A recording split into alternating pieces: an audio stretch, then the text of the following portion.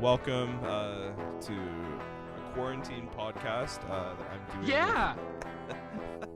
with my friend Alex Salas. Say hi to everybody. Well, yo, what's up, B? What's poppin'? Sorry, I'm crying with laughter right now. Oh my god, we had a bit of a mishap right before we recorded this. Yeah, we test track began playing. It was so funny.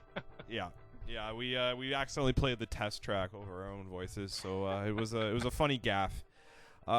So this is a music-related podcast because we both really like music.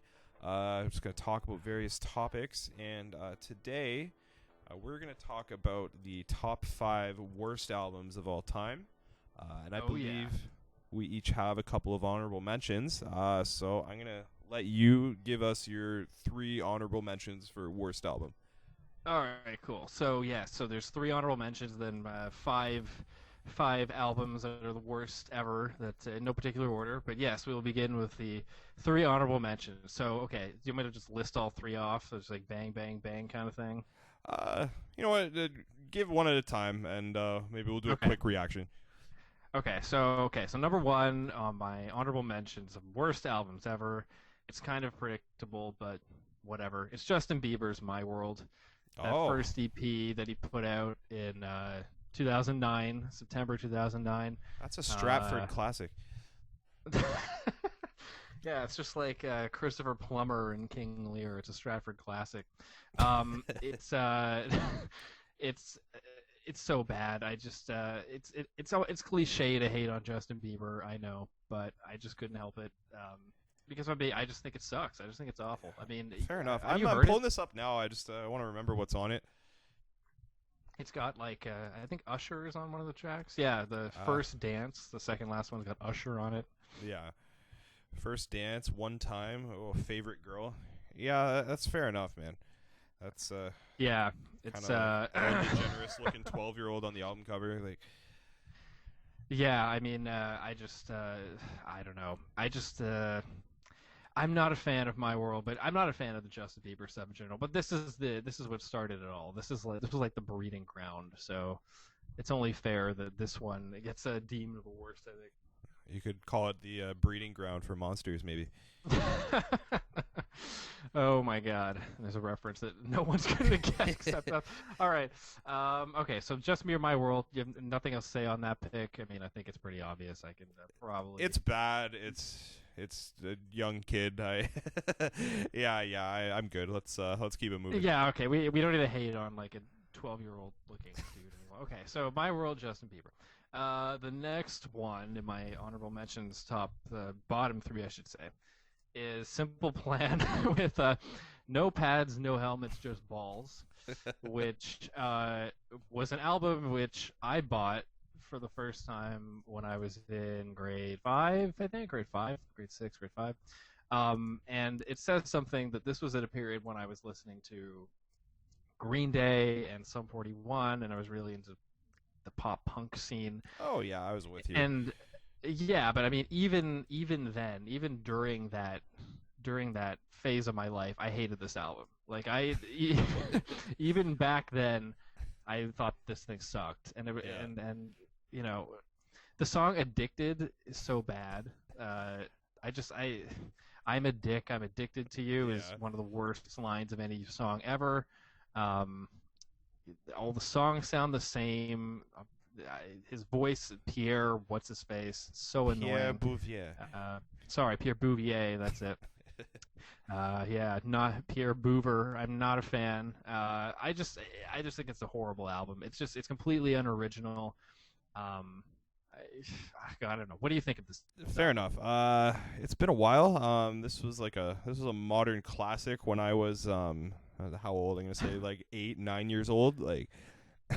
yeah, we were in like grade 4. When did this come out? I have the page open. It came out in 2002, but I mean, I didn't buy it until like a couple years after it came out. But yeah. Yeah, I used to love this thing, but like I'm with you now. But when I was that age, I thought it was sick. You know what? Like I'll still say it has one of the best titles and album covers of all time. I don't know. I think we have a different opinion on album covers. That'll be a, I guess, spoiler. It'll be a future episode of this with the worst album covers of all time. It's I don't know. It's more like top amusing album covers. I'll go with. But yeah, all these songs, like a lot of them kind of have like "I hate you, mom and dad," like let me like play my video game vibes. I don't know how to explain it. Like I'm just a kid, addicted, and oh, God must hate me. I forgot that was even a title here. I don't even think I was aware of that at the time. Well, yeah, I mean, you could just, like, to your point, you can look at the titles and just, you can tell instantly that it's like, for preteens. Yeah. The worst day ever. I'm just a kid. My alien. God must say. It's so bad. You know what? I look at this and I look at some of the song titles and like it was almost like catchy to a fault. Like it's not like it's catchy like in a good way. You know what I mean? Like, right. Yeah. Like, I remember I'd do anything. I remember I'm just a kid. I remember I'm addicted. Like I remember that, and I remember Perfect. Like they're all very bad songs, but they're drilled in my head. It is. It's interesting. Of like, where is the line between catchy to a pleasing degree, and then there's just overly earwormy, where it's like it's a Small World level where you want it. It's like drilling into your skull, and like that's most of this album to me. Is just like it's so saccharine. It's like pouring sugar into your mouth. Like the choruses are like a kid complaining. Like exactly. And it's just so obvious. The lyrics, the melody, there's nothing original. It's the lyrics are horrible. God. What about Jeff Stinko's guitar playing, man? Like, oh well, yeah. I mean, he plays those 2 chords across how long is this album? 40 minutes and 6 seconds. He plays. Great. Oh my God. I actually reviewed this album like back when I was in middle school. And, one of the points I had on why I hated this album was the lack of guitar solos. That's a viable complaint, man. Like, I mean, yeah. So that tells you what I thought of the guitar playing. Oh, my God. Anyway, okay. Is there anything else on No Pads, Now It's Just Balls, or have we ripped into your favorite album cover and title? Yeah. I mean, I will add, because I did used to like this, and I've been told to, not be ashamed of what music I liked when I was younger, and I should like everything from when I was 10. A certain someone told us that. So maybe I have to give this a 10 out of 10, but I'm conflicted. But let's just move on. All right. Okay, so Simple Plan, so I was just balls. I hated it even when I was younger, so that point does not apply to me. Okay, next we have my third honorable mention pick here, and I don't know if you've ever heard this album. But you should consider yourself lucky if you haven't, because it's horrible. It's Illud Divinum Insanus by Morbid Angel. I know this album. I haven't actually sat through the whole thing, but I've heard from it. Yeah. Good. I mean, I actually did sit through this whole thing when it came out in June 2011, and I think I lost 56 minutes and 40 seconds of my life. I was about to say, how long's the runtime? That's that kind of music. That's pretty rough. Yeah, it's almost an hour long. It is this really bad, clunky, just confusing amalgam of death metal and dance beats, and there's some industrial stuff going on, and none of it works. It's like you can look at the titles again, like Too Extreme with an exclamation point is the second song. You have I Am Morbid, Destructos versus the Earth. It's this very incredibly confusing, kind of hard rock new metal again. And with the song titles, it has the gall to be cheeky, Yeah, and it's but it's not consistently cheeky. It's certain parts of the album have this weird humor to it that isn't funny, and then the next song is completely dead serious, more what you'd expect from this band, and the whole thing it doesn't make any sense. It's it's like they were all just, I don't know, on really hard drugs the whole time, and it makes sense to no one but themselves. It's just and it goes on so long that any kind of like it's so bad it's good factor, which Yeah, I'm sure we'll talk about some of the albums that fit into that category later, but that doesn't even apply to this album because it just goes on and on and on. So yeah, absolutely. you consider yourself lucky that you never heard this. I got 2 points. One is I find it amusing how the Morbid Angel discography is alphabetized. Uh, I never noticed that before. That is hilarious. yeah, so that Wow. I read that it was like a coincidence at first, but by about album 4, they just decided to roll with it. That's amazing. Also, do you think like this would have worked somehow, like this sort of blend of genres? Like, could this have been made into something passable? Oh yeah, I mean, I think that any idea for the most, like I shouldn't say any, this particular idea could have been executed properly. Like this, there's elements here that are in and of themselves fine. Like like some of the performances are okay. Like some of the vocals are pretty good. Some of the riffs aren't bad. But it's like you have like a well cooked I don't know, steak and a like a smoothie and like You like pour the I don't smoothie know, onto the steak, like yeah, it's just like you have like all these ingredients that don't go together that in and of themselves are okay and everything, but when you put them all in one package and try and eat it all at once, it just like makes you want to vomit. Like that's pretty much this album. So yeah, if you split all of this stuff up and make like 8 or 9 different albums out of it, and like give each ingredient element the space and kind of surroundings that it deserves, Yeah. then yeah, I could see it working. But God, the way they did this is so bad. yeah, I So- remember this being so very awful. bad. It's been a while, but yeah, that could be a worst of 2011 potentially. I think it was my lowest. Like it, and again, I'm sure we'll do a worst of the decade at some point. This would be like probably number one on my worst of the decade, but I don't know. That's for another time. Yeah, fair enough. All right. So I guess should I do my honorable mentions now? Yeah. Do them one at a time, and I will. If I've heard them, I will comment. All right, fair enough. I'm gonna open up with the '93 Punks album, just as an honorable mention, because I know you haven't heard it. I haven't heard it. No. This is a collaboration between Travis Barker of Blink-182, Joel Madden from Good Charlotte, and Vic Mensa, the rapper. It is a very bizarre mix of like pop rap and like hardcore punk. It reflects on like Morbid Angel. Like it just doesn't work. They don't do it properly.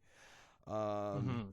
Yeah, I mean, I'll just read some of the song titles, like track 1, Definition of a Fuckboy. Track 7, I Cry 2, and there's no I Cry 1. What else? Oh my God. United States of Evil featuring Tom Morello. It's just bad. Oh, and, Tom like, Morello. Huh. yeah, he's on it. Like he does like a Tom Morello-esque thing, but it doesn't really Yeah. improve the song. Song called 3 Years Sober. He just says 3 years sober like over and over for 3 minutes. Oh my God. Yeah, it's just like it's Vic Mensa, who like I like some of his old stuff. It's just he's just screaming over like Travis Barker beats, and like it's just none of it works. Like Travis isn't Yeah. even doing anything mildly cool like he does occasionally. Like it. Yeah, because yeah. I mean, I remember you told me about this album when it came out, or I don't know. It's at some point you had mentioned this album to me, and if I listened to it, I completely forgot about it. I blocked it out of my memory, maybe. Yeah. It sounds terrible. It kind of sounds like my worst nightmare. So it's the sort of thing that I would avoid. I would actively avoid this. So I am happy to hear that I avoided it to my advantage, not having to subject myself to it. And I'll also have to point out there's sort of there's like a very half-baked like cringy like political element to it. Like Well, with Tom Morello in there. Yeah, track 4, Camp America. Track 12, United States of Evil. Basically, just United States of Evil. I Oh hate my Donald. I hate him so much. God. Like, I hate conservatives. just very like heavy-handed Oh my God. I political love it. It's like- idealizations. Yeah, so yeah, it's basically like anti-flag. yeah, any but of those, like you know. anti-flag, like with rapping and like just really Yeah. bad. Like 93 punks. Is it with an X? Please tell me it's with an yeah, X. 93 punks. Oh all one word yes. with an X. Oh, I knew it. All right, so I'm gonna move Oh. on from this one. Okay. Okay, so my second honorable mention is just King 810. Like honestly, you could just take your pick, but I went with Memoirs of a Murderer. But like, That's a solid pick. I'm really just picking the entire discography, to be honest. Like, it's like all the worst parts of like Amir and Slipknot in a blender. Yes. Just sort of like really like angry whisper rapping, like I am from Flint, I will cut you with a knife. I don't know, like it's a lot of like Flint, Michigan pride, which I don't know, like do what you want with that, but and there's also kind of a series of very cringy acoustic tracks, a lot of spoken word. You can tell how that goes. It's basically like just a guy trying to be as scary as possible. And it might be the most I've winced ever listening to something. Your butt clenched more listening to this album than Yeah. any other. I don't know. What do you know about King 810? Like, you've listened to him a bit, I think. Yeah, I mean, so King. This is another one you told me about. And King 810, like, you kind of hit the nail on the head with that Emmure comparison. They sounded like Emmure taken to its logical conclusion in a way of like that sound and that aesthetic and that sort of like full new metal. bro Like, attitude. Yeah, like that whole like really vapid and just brainless sort of quote unquote metal music but again and they have this whispering element that I it's don't know. just not nice to listen to. I don't know. Like, No, and I mean, I'm not someone who thinks that everything has to be nice all the time, but this just like it's cringe. Cringe is the opportune word. you don't want to be seen listening to this. Like, I don't know. No, it's well, it's trying really, really hard to be threatening, and it's not threatening at all. It's like the little kid on the playground who is like stamping his feet really hard, like I hate everyone. But he, in reality, is like, So a he's Teletubby. King 810 on the playground, but then like at home he's Simple Plan, no helmet, no pads. yeah, so he's Pierre Bouvier when he goes home. Yeah, so I wholeheartly endorse this decision to put them on this list. They're pretty awful, and yeah. It's honestly when I'm listening to King 810, like I'm begging for Frankie Paul. Like I'd Emmure, like I would much rather listen to like a whole Emmure album than like one King 810 song. Oh my god, I actually might be I'd have to go back through and listen to Emmure more, but I think I would agree with that. I'm being a bit dramatic, but I do kind of feel that I'm not. way. I might actually agree with that statement. But... All right, so I'll round this out. I'll make this one quick. I went with Graveyard Classics 4, The Number of the Priest, for my third one. I've heard of this, but I've never heard it. So what is this album? All right, so I forget what's the singer of this band's name. Like Seth Putnam from Anal Cunt had like a big spat with him. Do you know something about this, right? Like where Seth Putnam showed up to a 6 Feet Under show and like basically stood in the front row and called him a bunch of homophobic slurs. Like, was it Chris something? Was the guy's name? Wasn't Chris there something? Yeah, wasn't there? Oh, Chris Barnes. Yeah. Yes, that's it. So he's in Cannibal Corpse, I think, for like one album. Yeah. So Graveyard Classics is basically just like death metal covers of like sort of classic rock, like dad rock songs, like old school metal, that kind of thing. Oh my god! And it's just, if you've heard Chris Barnes before, like it's it's the worst growl like I've maybe ever heard like on any of their music. It's I feel bad saying this, but it just sounds like he's gargling like certain things when he's screaming. Oh, really? What would that be that he's gargling? So Graveyard Classics How 4 is 52 minutes long, and this is maybe like the longest sit through. Like it felt like a year long going through this to me. Like, what do they have? They have Flash of the Blade, a Nightcrawler, Starbreaker, and you know what? They like kind of sound like the covers, but it's just like really bad. It's just like all like gargling, like all the lyrics, and then just really bland instrumentation, poorly produced, like kind of just muffled power chords over it. It's genred as death and roll, which kind of death and roll describes it perfectly. It's painful to listen to. I hate it. Out of maybe all of these on the list, like that one was like the most painful listen, because the rest of them at least sort of had an element of humor to them, right? So that's like that sounds like my problem with the Morbid Angel thing. It goes on so long that it like loses any of that humorous element, just sort of dissipates, and they're like left with just crap that you have to like wade through to get to the other side. Yeah, exactly. And like with like 93 Punks and like King 810 and like Simple Plan, now that I'm 26 years old, I can kind of like have a laugh while I'm listening to it. But I can't with this music. Like it was just bad. So yeah, that's my top 3. All right. Well, I did from the descriptions. I think those are some good picks. Yeah. Do you want to like for worst, like for our top 5? Do you want to do one and then I'll do one and then we'll just go back and forth? Yeah, that's probably a good plan. All right. Do you? Which one? Who wants to go first? Well, I was talking for a while, so why don't you do one album? Okay, I'll do one. Okay, so my first pick. Oh, and by the way, if it turns out that you also have this on here, then let me know. Yeah, I'll just pipe up and obviously. then we'll strike that one.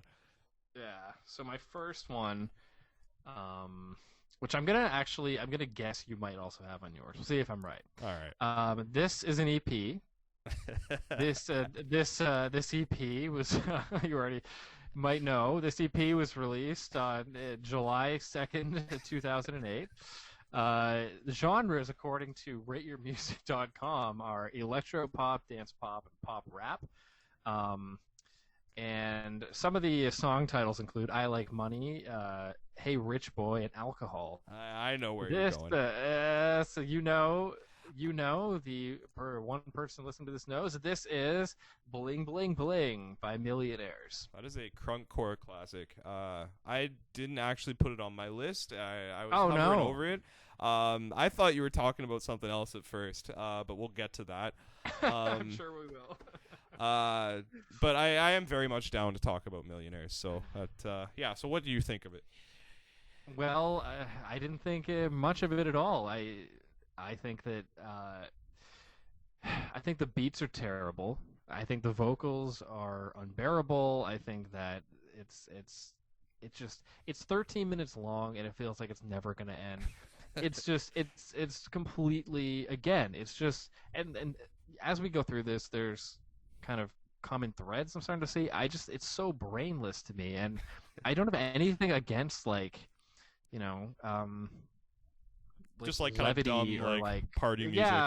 Yeah, like that can be fun sometimes, but this is just like deplorable in the complete just lack of anything good. It's like it's like you wouldn't even want to throw this on like just casually if you're hanging out with your friends. Like it's not even nice to listen to.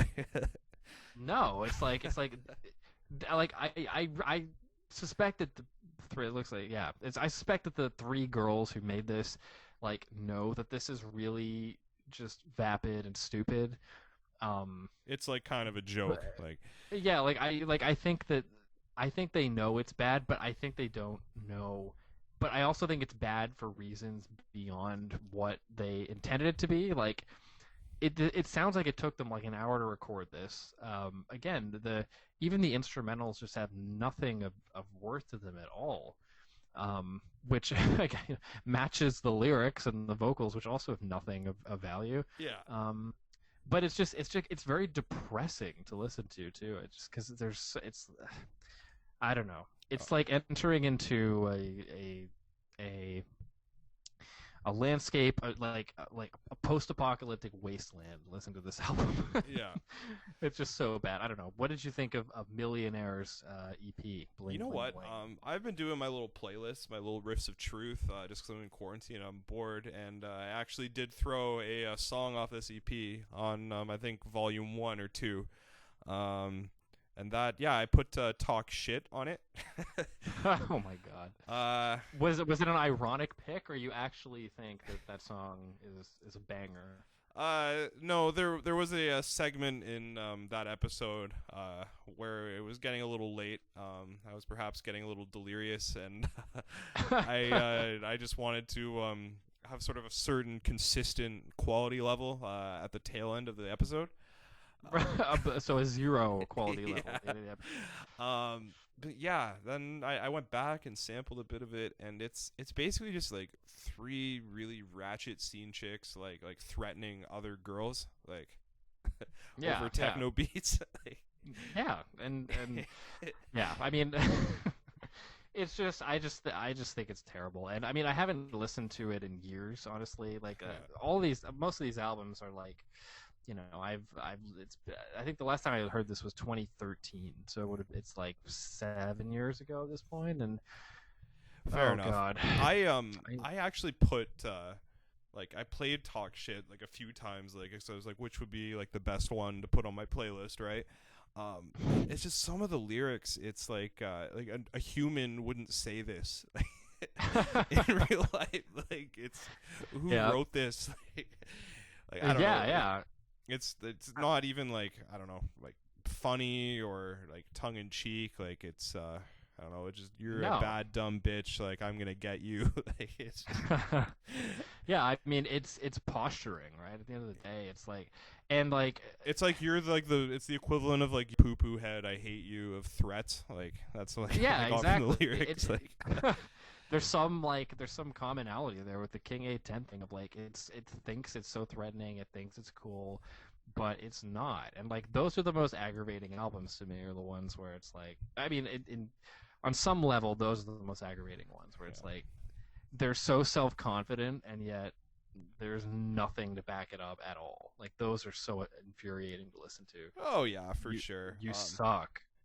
The other thing is, like, I remember when this came out, and it's clear that they were just like trying to cash in on Broken Side's worldwide success. Like, yeah, Broken Side, who I have a feeling might appear later on in this this episode. Yeah, but no, they just like it's that. I remember like when like the first big Broken Side thing came out. I think like BC 13 or whatever.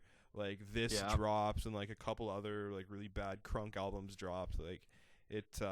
Right.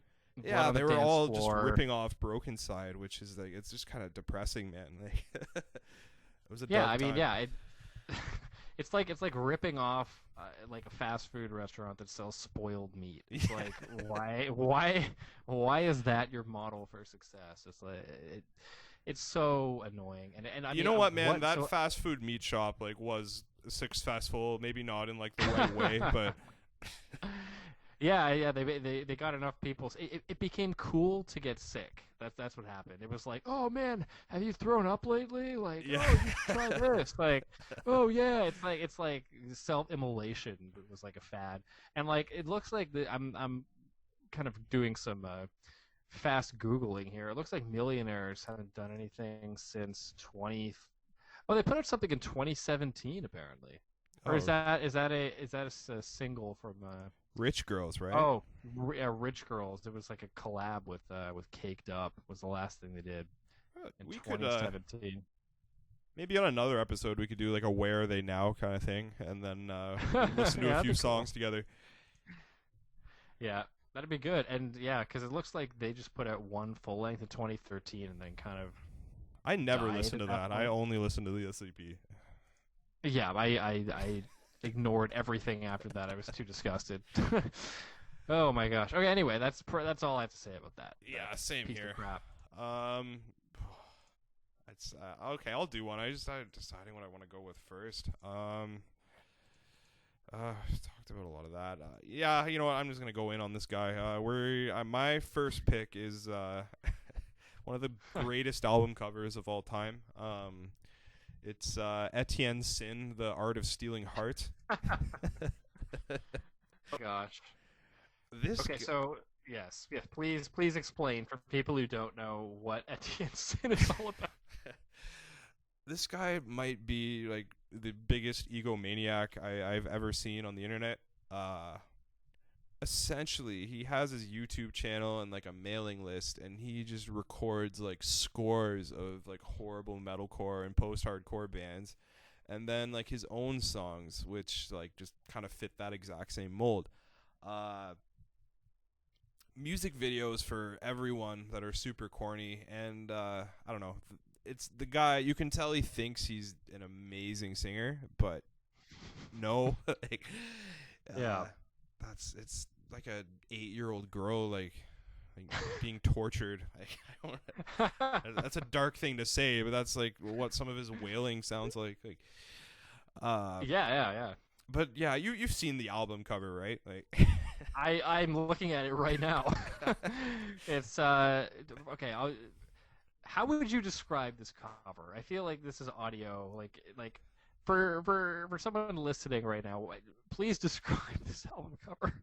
It's like it's kind of like he's trying to be like the Shakira or like the Mariah Carey of post-hardcore. Like yeah. like he's trying to be sexy. So the Art of Stealing Hearts. He's centered in the album cover. He's got no shirt on. He's got his lip is his teeth are over his lip. Yeah, he's the looking lip up. bite with like the hair. Yeah, he's got long straightened hair over his eyes. He's got like jeans with paint on them. His hands are clenched. He looks like he's like taking a huge dump. Yeah. He looks like he's like struggling. Like yeah, he's like it took him while grunting. They took the photo. So and I mean the album title, it like kind of matches the cover. Like that's sort of a plus for him. Like The Art of Stealing. Oh God, it's yes. Having heard Etienne Sin, and again, this is someone who you originally showed me, and yeah. it's like this is almost so bad it's good. Like this like teeters right on that line for me. I mean, I think a full album of this is way too much. Yeah, it's hilarious. I fully agree. Yeah, I mean, I fully agree with you including it here. Like putting a song on and listening to like one track of this is hilarious because it's so over the top.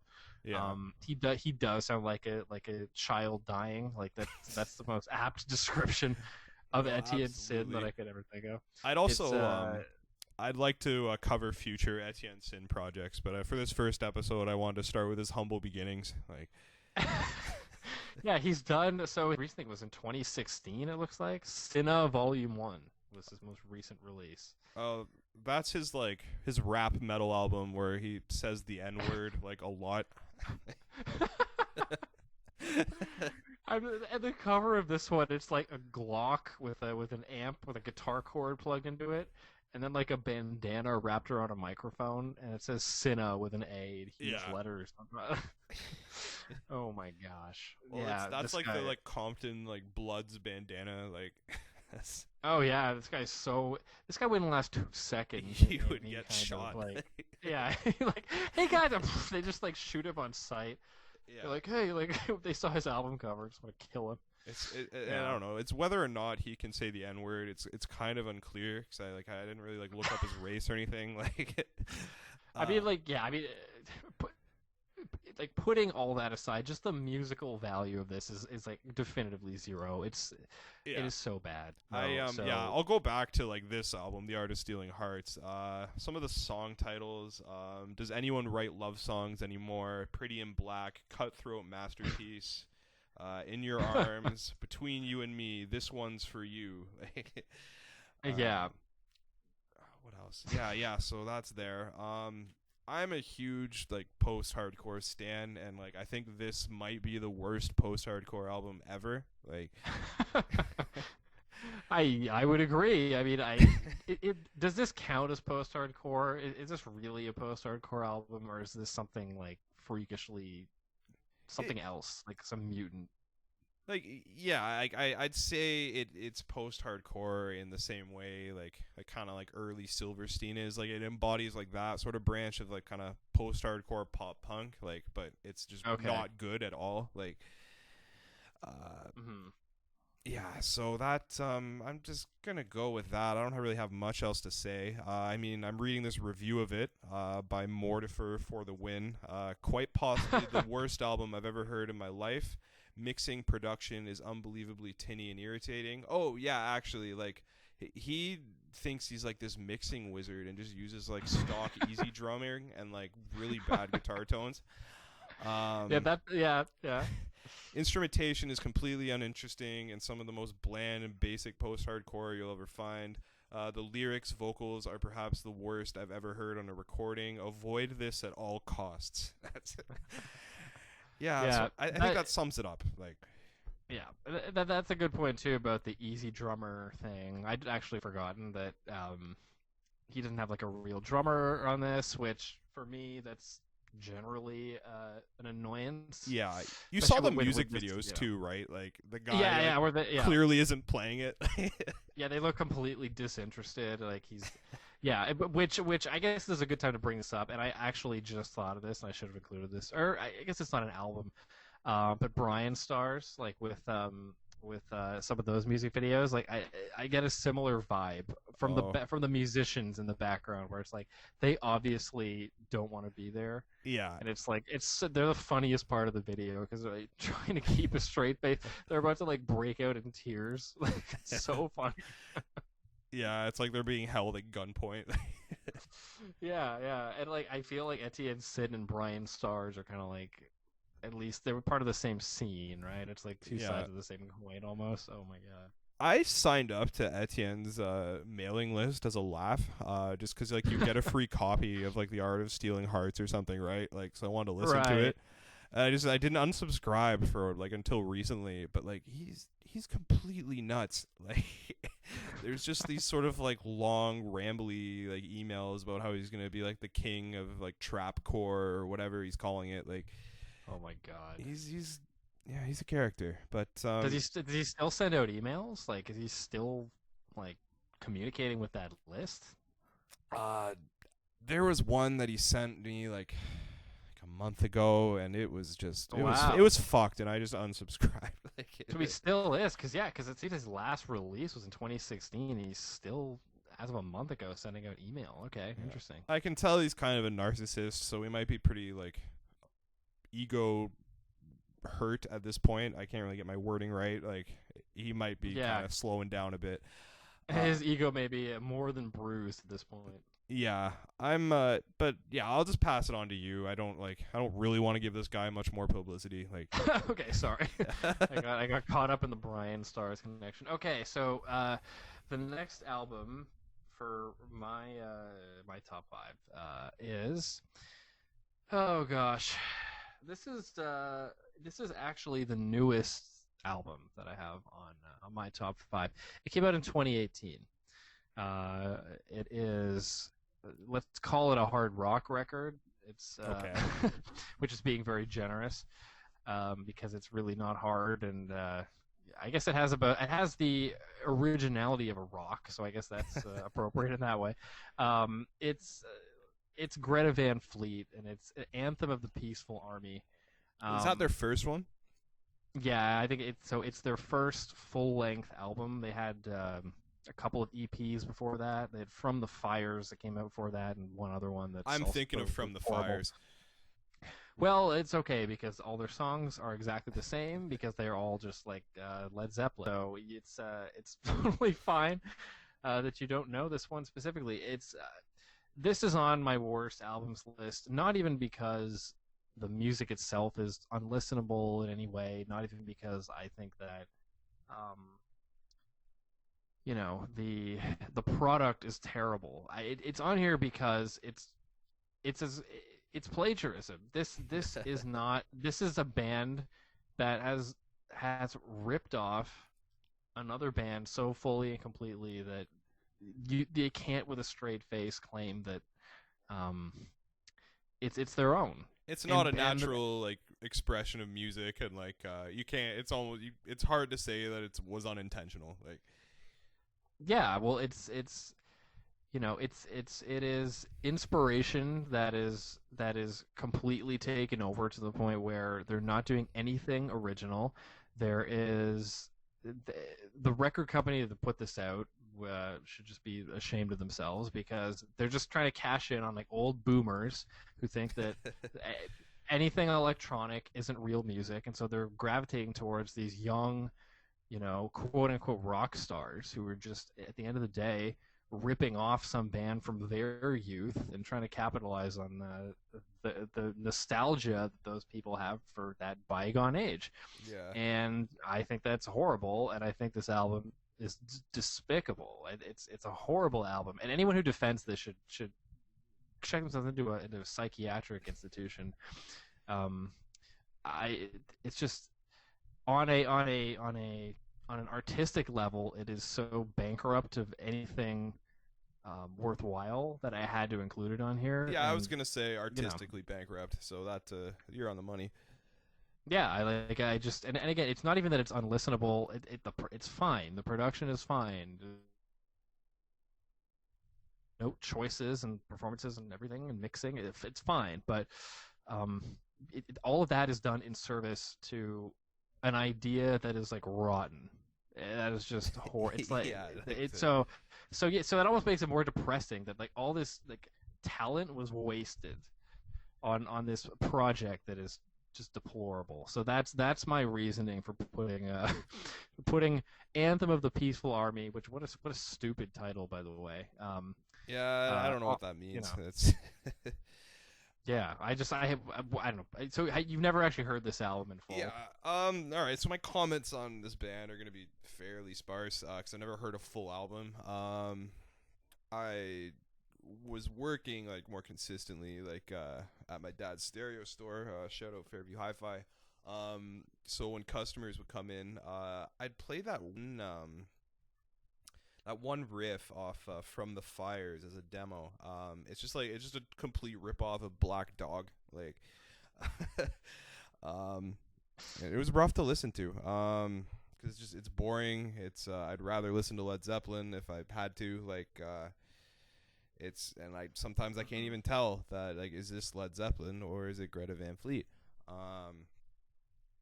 Yeah, it's just I'm completely disinterested, and it's sort of, it seems like a cash in, like, oh, there's no Led Zeppelin band that exists right now that sounds like them, so let's just fill a niche and not really put anything out that's creative at all, right? Yeah, that's exactly what it is. It's like borderline exploitation of a bunch of potentially talented young musicians for you think it'll influence like young musicians to like make their own like Led Zeppelin ripoff bands? Is that sort of what you're getting at?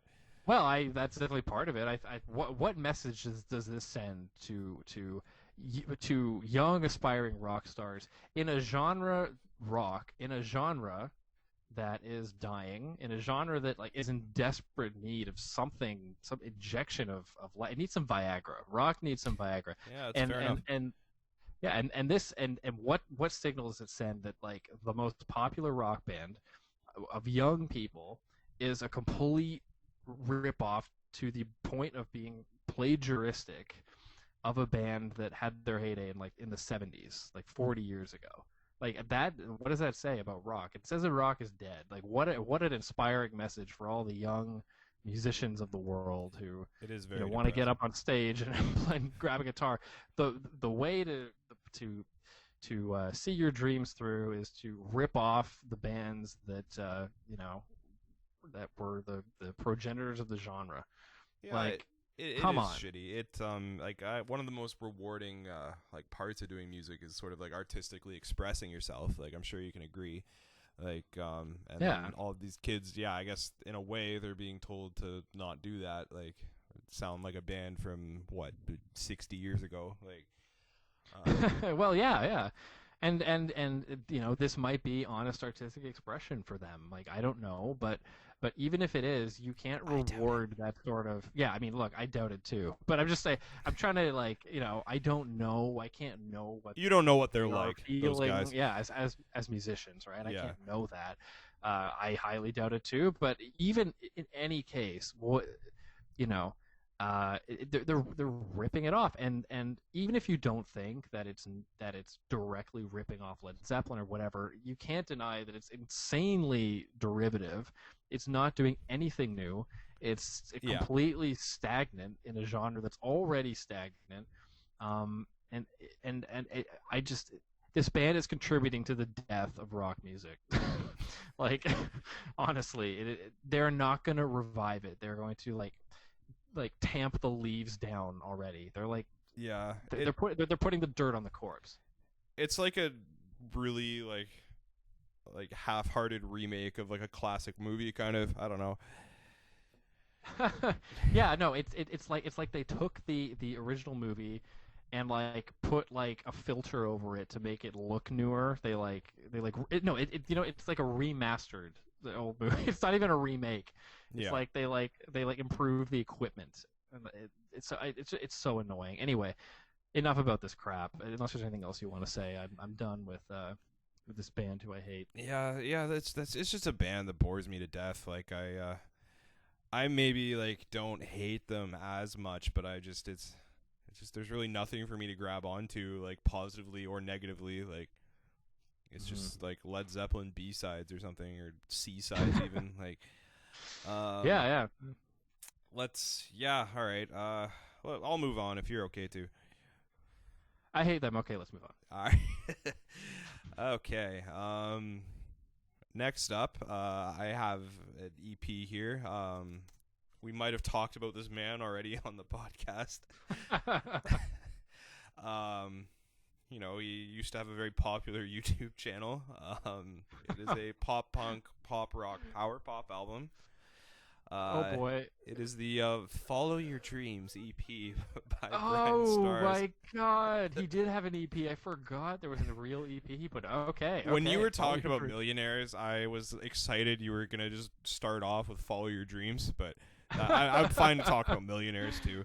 Oh my God! I forgot there was an actual. I thought it was just singles he put. I forgot there was like a record. Oh my God! Oh my. Okay. What do you think about Brian Stars? All right. The fun fact: his real name is Brian O'Dell. 5-track album. The track listing: track 1, "Shut Up and Kiss Me," which all I remember from that is like the track title and just the honestly kind of rapey music video. Do you remember how it goes? Just shut up and kiss me. Yeah. Track 2, "Tonight," where he says "tonight" like a million times. Track 3, "Smile." I don't remember anything from it. Track 4, "Follow Your Dreams," where he says "follow your dreams" a million times, and then it ends with "Shut Up and Kiss Me" acoustic version. The same way the Etienne Sin, "The Art of Stealing Hearts," is the worst post-hardcore album of all time. I'd maybe say this is the worst pop-punk album of all time, in my opinion. Mm-hmm. It's bad. It's very cringy. This is a man in his 30s, like, crooning to 16 to 18-year-old girls, and that grosses me out. It grosses me out watching the videos. It grosses me out listening to this. I don't want to be seen listening to this. I don't want people to know that I have listened to this, but I have to tell people because it's for the podcast. I hate it. It has every cringy pop rock, pop punk thing, every cliche in the album, and it's just, if you read about this guy, it's just, he's gross, and it's an extension of him, which makes me hate it even more. And it came out in 2016. That it could be my worst of 2016. There's a solid chance of that.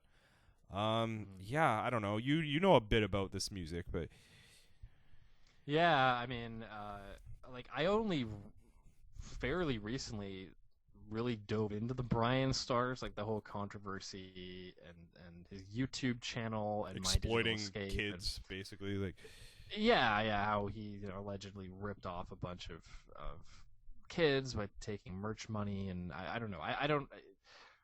I recently watched all this stuff. I'm not up to date on it, but in terms of the music, which is really the subject here, this for me, this kind of goes into the so bad it's good, and that's partly why I didn't include it. Like, I mean, it is so awful. there's a lot of cringe humor, like, on it. Yeah, and like, yeah, and the videos really enhance the hilarity of all this. Like, the shut up and kiss me video is so hilarious.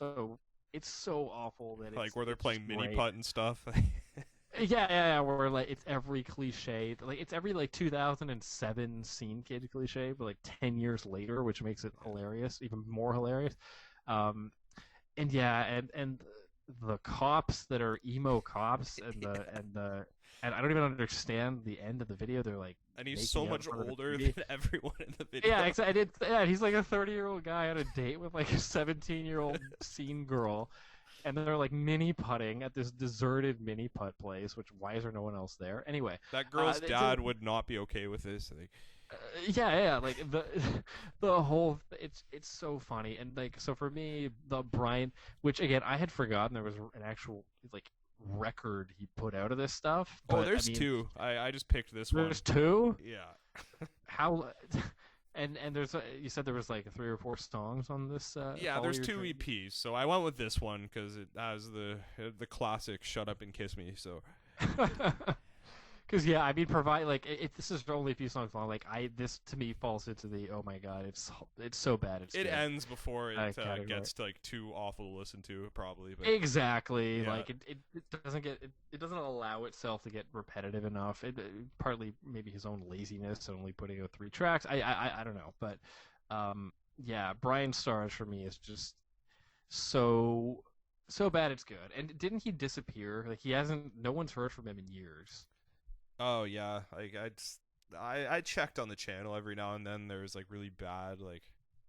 I'm gonna like ask you a bunch of stupid questions. Like one of his friends, they do like challenge videos, which is just him being like, "What's your porn star name?" Like, Did he kill? Did he like largely kill that whole scene movement, or was it dead already? And he just like, and he was just like a remnant of it. like I'd say like in his early days, like he was kind of actually a proponent of it. Just sort of before he started straightening his hair, he's just sort of like this awkward guy who wore like American Eagle or Abercrombie or whatever, and he would just interview like kind of Warped Tour bands, and like it was good. Like when I was younger, like 'cause he wasn't like super weird, and like he'd ask a couple dumb questions, but yeah, and then he wanted to do like a teen drama YouTube channel, which like I don't know like who would want to watch that. I don't want to be friends with anybody that would be into that, but yeah, and then after he ripped off all the kiddos, I think he got called out for it and sort of killed everything. But I think once the scene like kind of started dying, that's when he pivoted to like his like crappy YouTube show. But that's like Okay. of him as a 30-year-old straightening his hair, like hanging out with teenagers, like. Because yeah. I was trying to like as you were talking, I'm trying to think of not the moment necessarily, but like the span of time when scene music died.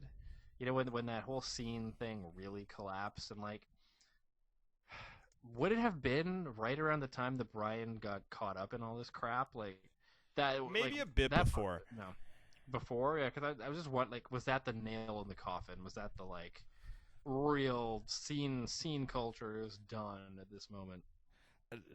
No, I don't think like it was gonna end or continue like because of him, especially like at that point. Like it's just like a guy making a YouTube channel for like Tumblr girls or something. I don't I honestly I couldn't tell you like the demographic for that show. Like I imagine like 12-year-old girls are like 90% of the audience for that. yeah, And me going back and watching them for hilarious purposes.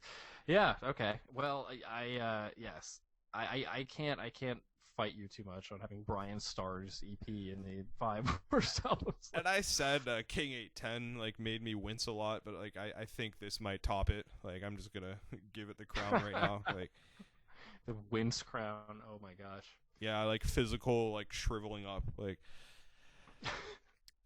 yeah. So that he's gross. He's greasy. He's like really whack. I'm down to hear one of your albums now. All right. We can move on to my third top 5 worst album, which, funnily enough, this band has been mentioned already. So we don't need too much build-up. It is a crunkcore album. Let me speak more clearly. All right. The singular descriptor on Rate Your Music is sexual. And came out in 2008. It is Broken Sides BC13 EP. Ah, yes, BC13. I was wondering which one you're gonna pick. Was this on your list too, or was the Broken Side not make it? No, they didn't make my list. Honestly, because I had a feeling you were gonna put it on yours.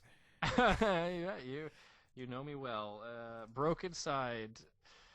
God, for people who don't know what Broken Side are or what were, I'd say, because they're not around anymore, right? Like they're done. It started a movement. Like, say what you will about the songs, but Oh yeah. Like I mean, I can't deny they had they burned bright and they and quickly.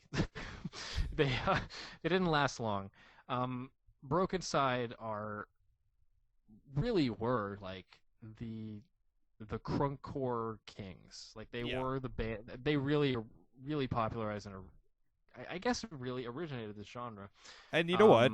It's sort of like the antithesis to Greta Van Fleet. Like it was like a bold thing to do. Like not that it was good, but it was like a bold musical expression. Like yeah, this is almost like the other side of of the bad. It's like a circle of bad music. This is like the other end of that circle that connects right with Greta Van Fleet. Unique and bad. Like yeah, exactly. For the time, it didn't sound like anyone else. It is like crunk and like pop, electronic pop, electro pop music, with like harsh vocals, like screams and stuff over it. Yeah. And now on paper, that sounds like a horrible idea, but and in this case it is. But I mean, like I don't think that it has to be bad. I think that certain artists, one of them being actually like the Tommy Giles solo project. His first album, Pulse, has a track whose title escapes me right now. Yeah. But he does a song with like electronic instruments, and he's growling over it. It's actually kind of cool. Like in and of itself, that isn't a horrible idea. But like electronics and harsh vocals. Yeah. I mean, I think it's tough to pull off, but it's not bad in and of itself. But in this case, just similar to the Millionaires thing, the lyrical content is just totally void of anything worthwhile or thought-provoking or like funny, or it's just all cringeworthy. The instrumentals are bad. The electronic beats are just horrible, and the scream vocals are not good. They're just like yeah. like there's like no like technique or variance. It's just it's like just a guy like destroying his throat. Like yeah. So it's like bad electronic music with bad harsh vocals, with bad lyrics, and a horrible image for this band. And you put all of it together, and they killed off before it even started a genre like that might have worked on some level, crunkcore, and they totally like ruined it. Yeah. The first album, the genre just like was so bad that it tainted it, and it sparked a little bit of a movement for like 5 minutes with scene kids who loved it. About like 1 year, you got your sort of like Millionaires, Curve. Who else? Scene Kids with a Z. Blood on the Dance Floor. You had yeah. all those, right? Like those crunkcore bands, and it lasted a second, but it was a fad because there was nothing worthwhile musically or on any level in it at all. So yeah, they're like the Snuggie of music. It was like it was like a fad that was completely a horrible product that a whole bunch of people bought and then realized it was crap and left it where it deserves, like in the garbage. So Yeah, fair enough. Yeah. So for killing off an entire genre before it even got off the ground, I have to put BC 13 as one of the 5 worst albums ever. Fair enough. All right, you know what? I'm gonna say 5 good things about Broken Side in this album, and I don't know what those 5 things are, but I'm just gonna start talking and like we'll see where this goes. All right, 5 good things. All right, so good thing 1. You know what? They created and destroyed a genre completely off the bat, but you know what? No one else has ever done that. That I can think of. I have to get back to you. Off the top of my head, you're probably right. Okay. Number 2. You know what? Brie Brie. I found it hilarious. The song titles are all hilarious. This band it's cringe, but it doesn't used to make me laugh. There's a guy in the group called Ants with a Z, and he just does the lighting, but he's listed as a member. I just imagine like their homie with like fog lights or something, like, not even doing the job properly. You know, you got classics like Too Drunk to Drive, Band T, Sex Toys with a Z, Candyland with a K. It's funny. The clean vocals are super sleazy and bad, and they good cringe humor. And it's 8 songs. It's under half an hour. It ends before it begins. So that's like my 2 and 3. It's short, and then my number 3 is that it's funny. Okay, what else? You know what? That's it. I'm just gonna go with 3. I thought I could improv it. Well, it was a valiant effort to defend like an absolute horrible piece of crap. I mean, like, true that they are the only band that has killed the genre like that. I don't think that's a good thing. Like, I mean, yeah, I think that it's original. But like, you know, not everything that's original is great. And like, I don't think that that's something to be applauded. All right. Number 4. Sorry to interrupt. Okay. What's number 4? It's noble of them to like kind of like appoint themselves as like the whipping boys of most music critics. Like, I think there's some element where it's just this is all just a joke. Like, I think they try and make the joke like polished, but like, it's not serious. Like, I mean, yeah, on some level, yeah. I think they leaned into that or went on with, you know, with I'm not a fan but the kids like it. That's I think at that point they realized, you can tell, you know, their first album was The Broken, right? Yeah. And then you have BC 13. And then and then there's a progression at that point where I'm not a fan of the kids, like, where they are leaning into that like critical anti-darling status. They know that everyone hates it, like. Yeah, like they've had enough reception of people who heard it that they know that people, so they can lean into it at that point. I don't know if they started out thinking that way though. Like I mean, I think they're always kind of, they're not 100% serious about everything all the time, but Yeah. like I think they started out thinking that, oh, like, we're going to be like one of the most hated bands in history. Like, so I think that kind of came naturally. Yeah, fair enough. I don't know. Good for them to pivot into it, I guess. Well, yeah. I mean, at that point, if you're going to continue, you got to have a little bit of self-awareness. So. Yeah, and a lot of my comments here aren't even on the music. It's just like me trying to come up with stuff. You know what? I remember they were trying to crowdfund an album like last year. Yes. And it made about $17. Like, it was like 2018 How sad is that? And I don't even understand how that's possible. Like, that only made $17. Like a local band with like 4 fans could make make more than that. And like Broken Side had a platform for years. Yeah, and, like, everyone knows who they are. Like, yeah, and like the fact that they made that little, like they didn't even make, like, 17. I don't understand how that's possible. People like, were just that over the joke, I guess. It's like you didn't think that like they're friends of the band personally. Like you think their mom, one of their moms would have Mommy, put put $20 into my crowdfund. Yeah. I guess I guess their parents probably hated this band too. If I think about it, with you know, you make my pee hard. They probably didn't love that lyric. Okay. Anyway, that's all I have to say about BC13. Yeah, fair enough. I had something else to say about them, but I just completely forget. Sorry. About that crowdfunding campaign. I remember there was like the highest tier. It was like something like $2,000 to $2,500 and like they'll come and like do your birthday party. So like they put on a fog show, and no one should pay them for that, but I wish someone did so I could have seen it. Like, you know, if I was Martin Shkreli or something and I had like money to burn, I would have done that. Yeah, if I had like millions of dollars to just mess around with, I just to see what they would do, right? Like, yeah, like I would have gotten Brokenstein to show up, and like, you know, maybe I would have gotten Etienne Sin too, and like just, you know. Yeah, you'd have just laugh at the festival of the worst bands. Yeah, for just me. I just would have been like sitting in my backyard, like Brokenstein's performing. Yeah, to one person.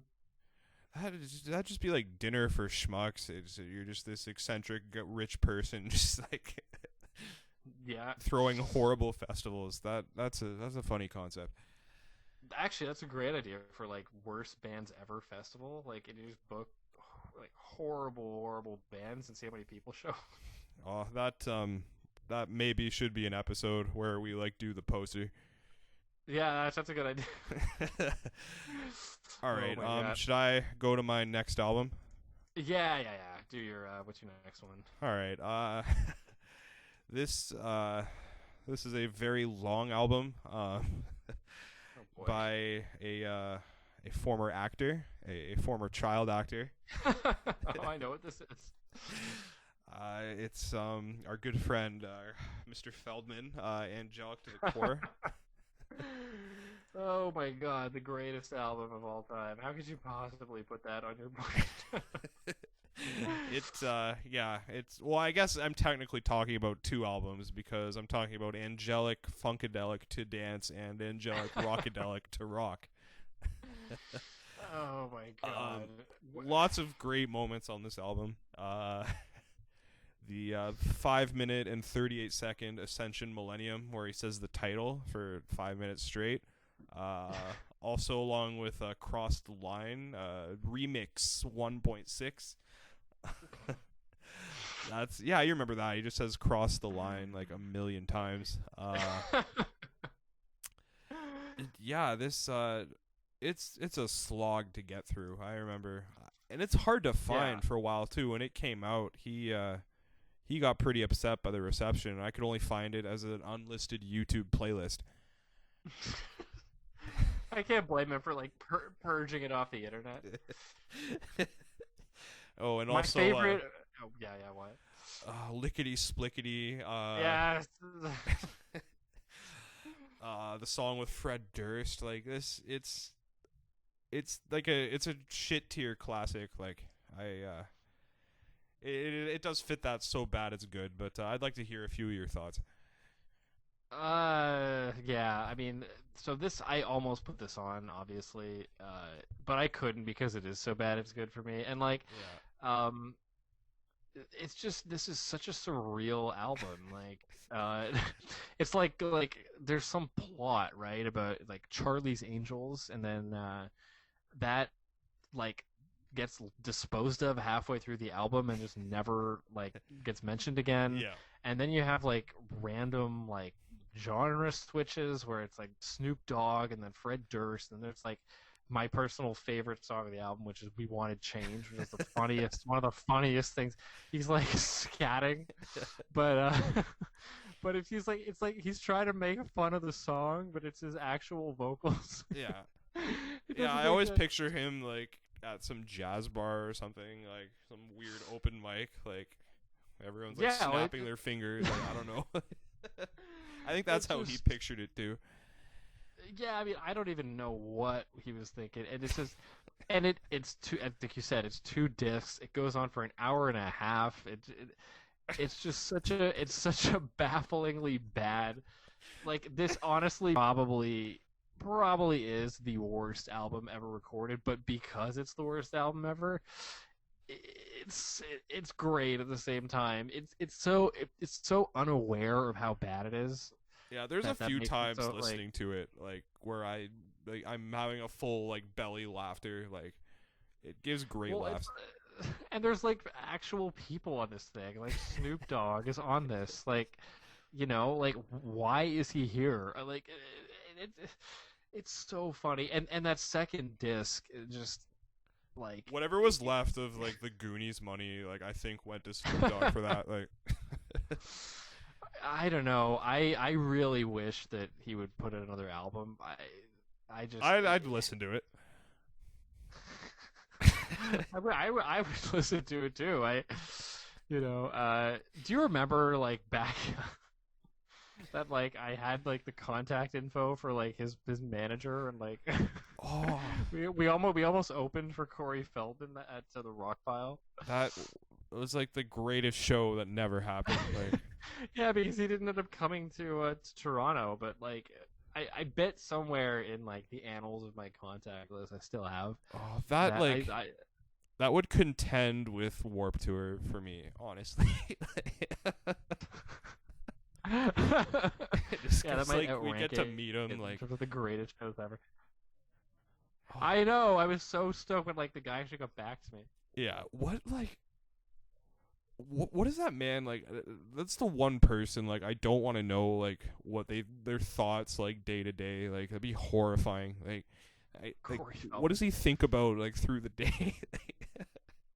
Oh, it's got to be so erratic. I don't even like to put on an album like this. I don't want to know what is going through your mind. And like, we're not talking about album covers really, but like the album cover of this also might be the worst album cover. Like, it is like this paint thing with two like angels photoshopped badly, pulling him out of the ground with like bad cursive font. You've What seen the an album. website, right? No, he has this website for this album. Yeah, and like his tour, and then like sort of like the angels like get described like Corey's Angels. It's he calls it like his Oh. platform to like empower beautiful women. Oh my god. It's all in Wait, caps. what? Like, I don't understand. I would love to like ask him, like if we played that show, I could ask him like what was your thoughts like when you made this, when you listened back to it, and like there were like producers on this album. Like many people listened to this album before it came out. yeah, well, Like what were they thinking? would you say anything bad to him to his face, like about his music? Like I the reaction guess- could be so bad. Like, Yeah, I know. I'd be worried he'd like stab me in the head when I wasn't looking. I mean, yeah, I guess I wouldn't say anything, but I feel like as a producer, aren't you like, isn't that what you're there for? Like on some level. I mean, maybe he just hired yes men. yeah. Well, a lot of This whole- producers, they're there to like make a few suggestions, right? Like, I don't think Mhm. they're gonna tell him like the song is awful. Like, There's a huge list of credits too. As I'm looking at this, there's like I don't know, 50 people that appeared on this album, and like maybe none of them heard the finished product, but like not one person, like if they did say it to him, he didn't listen. I just think it's Yeah. so funny that this made it into the world. and you know what? Like, it you can tell he put like everything into this too. It's extremely dense. Like, Yeah, like and apparently this was recorded over 10 years, like a decade. yeah, He spent recording this thing, and this is how it turned.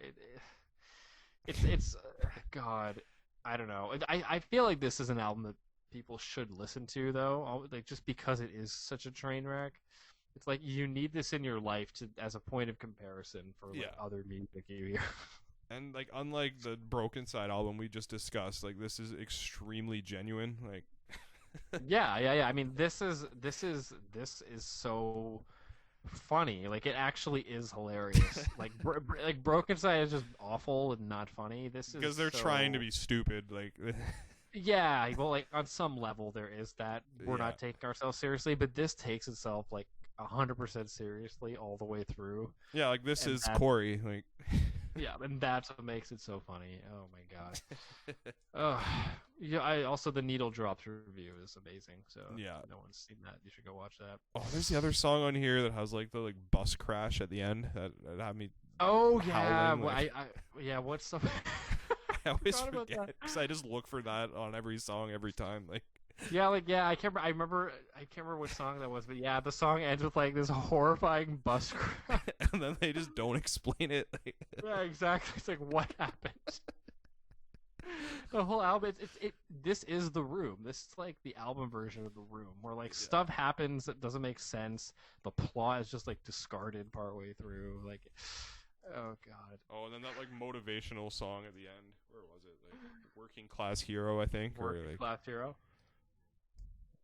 yeah, it's where he does like a PSA on what's wrong with the world. Like, Oh god. I heard Yeah. like if I forget he lives in like Cali somewhere, you can pay like $5,000 and you can go to one of his parties. I've also heard about this. Like, Again, if I had that money, I would do it.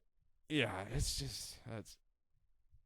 I don't know if you could take a 7-hour bus ride with like any of the people maybe I should save this for the end, like when we finish.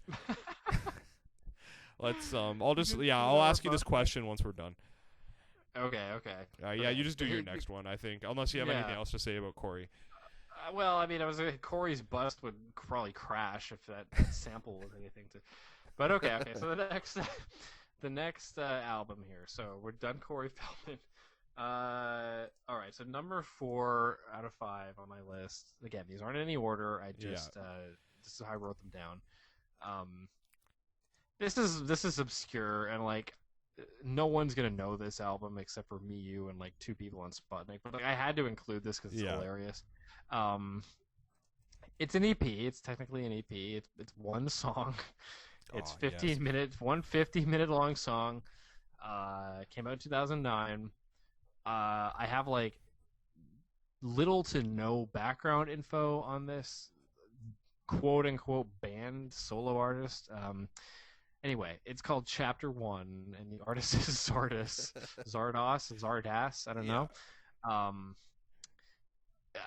The EP, the song, the one song EP. Chapter 1. It is, yes, Chapter 1, which, by the way, to this day, there is no Chapter 2. This is, I don't know, someone playing a guitar for 15 minutes, just like jamming on a guitar with like some like Lebanese TV show playing in the background the whole time. And he's just like repeating a riff over and over again. Hypnotic. And it is like, I actually like get what this person was trying to do with this, but it's just it's like it's the quality is terrible. It's hilarious because you're basically listening to like some TV show that you don't know what's going on with like occasional like guitar notes. I just think it's hilarious. Like, I guess this could be so bad it's good, but then it goes on and on for 15 minutes, and it's like, okay, it's just hilarious for a minute, and now I hear 15 times the length of this. Fair enough. And I mean, I discovered this on Sputnik Music, right? This is when there was like a the Meat Plow obscure review. polls. Yeah. There's like in the undercarriage of internet music sites, there's like hilarious albums that just lurk there that are just waiting to be heard, and this is one of those albums. This is one of the first of those albums we found. It just cracks me up, so I have to put it on here. I mean, what do you think about Chapter 1? Chapter 1 by Zardas. All right, I'm gonna try and put a positive spin on this. I don't know how. I don't even know what I'm about to say, but all right. So, like when I'm listening to it, it's you got the TV program in the background. It's like I feel like I'm there, like with him, like eating some like expired food, and there's like sort of a dirty fridge, like in sort of like a rundown apartment, and like There's sort of like an old CRT playing this Lebanese programming, and he's just sort of jamming on a practice amp. Like, Yeah. that's I feel like I'm there when that song's playing. So it's engrossing to you. Like you find it actually captivating. It evokes a lot of imagery. I don't know why, but I guess maybe it's because it's repetitive and hypnotic, and like I don't know. I feel like there's like a stray light bulb just hanging. Like it's I've thought about like the Zardas apartment a lot. Like I've never actually talked to you about this, but Zarda's apart. There's a single light bulb and a fridge with like moldy food in it. yeah, like kind of like torn up couch, like maybe like an end table, and like the CRT TV, and like it's just like this Lebanese dude just like playing on a practice amp, like. And then you're kind of like sitting across from him, like sort of between him and the TV, like listening. Oh, you're kind of selling this album. Oh boy, that's I'm trying really hard to like put a positive spin on this record. If you listen to this and imagine you are there with the guy, I mean, all right. I mean that's that's something. That's a way to like eke out some mild like atmospheric kind of enjoyment out of this, I guess. And you know what? If he did any track other than Chapter 1, like if there was a second song, it would just completely kill like any of my feelings. Like because it's like, yeah, it has to be like one unbroken, like you were there, you like teleported in for 15 minutes and 37 seconds and left. It's like a moment in time of just like watching this guy practice, kind of like that's, I don't know, but that doesn't make it good. Like it's just sort of this guy's practice demo that he put out, and like I feel kind of bad that someone found it. I know it's so fun that like yeah, this thing got unearthed and like ripped on by a bunch of people online. I just yeah. There is like some nostalgia with this of like being one of those that like really this was like the first of those like obscure really bad like demo EP things that I ever listened to, so like it always pops into my head, and like discussions of like my list wouldn't feel right if I didn't put this on there. You know, on a purely objective level, I'm sure there's like worse albums out there to listen to. There is like a certain hypnotic quality to this, and I mean, he's not a horrific guitar player or anything. I just have like such a connection to this album because it was that first one. Yeah, absolutely. And like, you know, so like, yeah, for that reason I have to put it on here. By the way, there's apparently some album he put out called Mirror of the Soul. It's a melodic death metal album that I would listen to it. Yeah, it came out like the next year. I've never even heard of this, but like after this, I have to go try and find this. I'd be down to discuss that album in a future episode. Mirror of the Soul by Zardas. Okay, I'll write that down. Yeah, that it's bad. It's kind of like the companion piece to Doom Throne. It's like the sister album. It's it's the Doom same Throne riff over and over. Yeah. Doom Throne is, by the way, which spoiler is not on my list. Doom Throne's another one of those like horrible, like underbelly obscure albums with like, and it's just a really bad doom metal album, like frog vocals. And you know what? Even with Doom Throne, I like also feel like I'm there, but like. yeah, in a way, there's something about like lo-fi recording on it, like it's more like earnest. It sort of draws you in, yeah. Yeah, it does. You combine that with like the hypnotism of it, and I mean, with Doom Throne, the vocals just like set me into like fits of laughter. But yeah, it's not like somewhere I want to be, but I feel like I'm there. Well, fair enough. It hypnotized you into a terrible place, so yeah. that's a ringing endorsement. All right, so what's your next album? All right. I'm gonna say 2, and then I'm gonna actually let you pick which one we should talk about. So I was conflicted. All right. So the first one is a new metalcore classic by the best scream rapper in the game, Frankie Palmieri. It is Felony by Amir. Oh boy. Okay. All right. So that's option 1. Option 2. This is a very groundbreaking set of riffs that's very obscure and hard to find. These are a group of child prodigies that believe in metal. And it is Thunders and Whiskey in the Jar. Oh my god! As one big release. I want you to decide what route we take. I mean, oh my god. I feel like we did kind of touch on him here already when we did King 810. I feel like we should do the Metal Brothers. I'd be more down to talk about the brothers also. Speaking of like obscure like albums that no one's heard that are just like on music websites, like the Metal. Oh my god. Okay, but this is what do you want to say about Metal Brothers? All right, I'll try and give the listeners some background just so like they kind of know what's going on. How do I even describe this? This is basically just a series of like practice demos by like I want to say a bunch of young French kids, or maybe they're Scandinavian or something, that got unearthed. And the album covers are both hilarious, and it has that sort of like childlike charm of like a kid's learning how to play guitar. It's unclear how many members are in this outfit.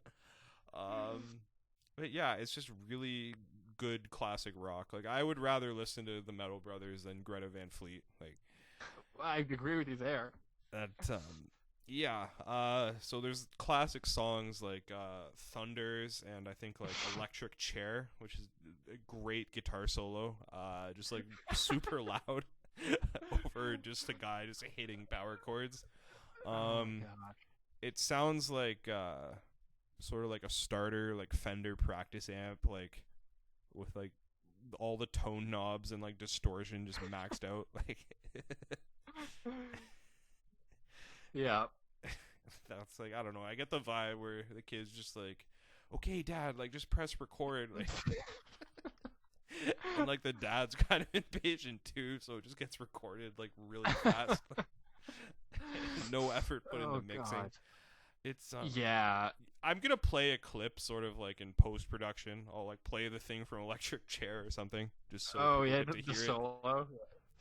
I might do that with the other songs, but yeah. Yeah, if you can. I mean, show a little bit of each one. Yeah. What are your thoughts on the brothers?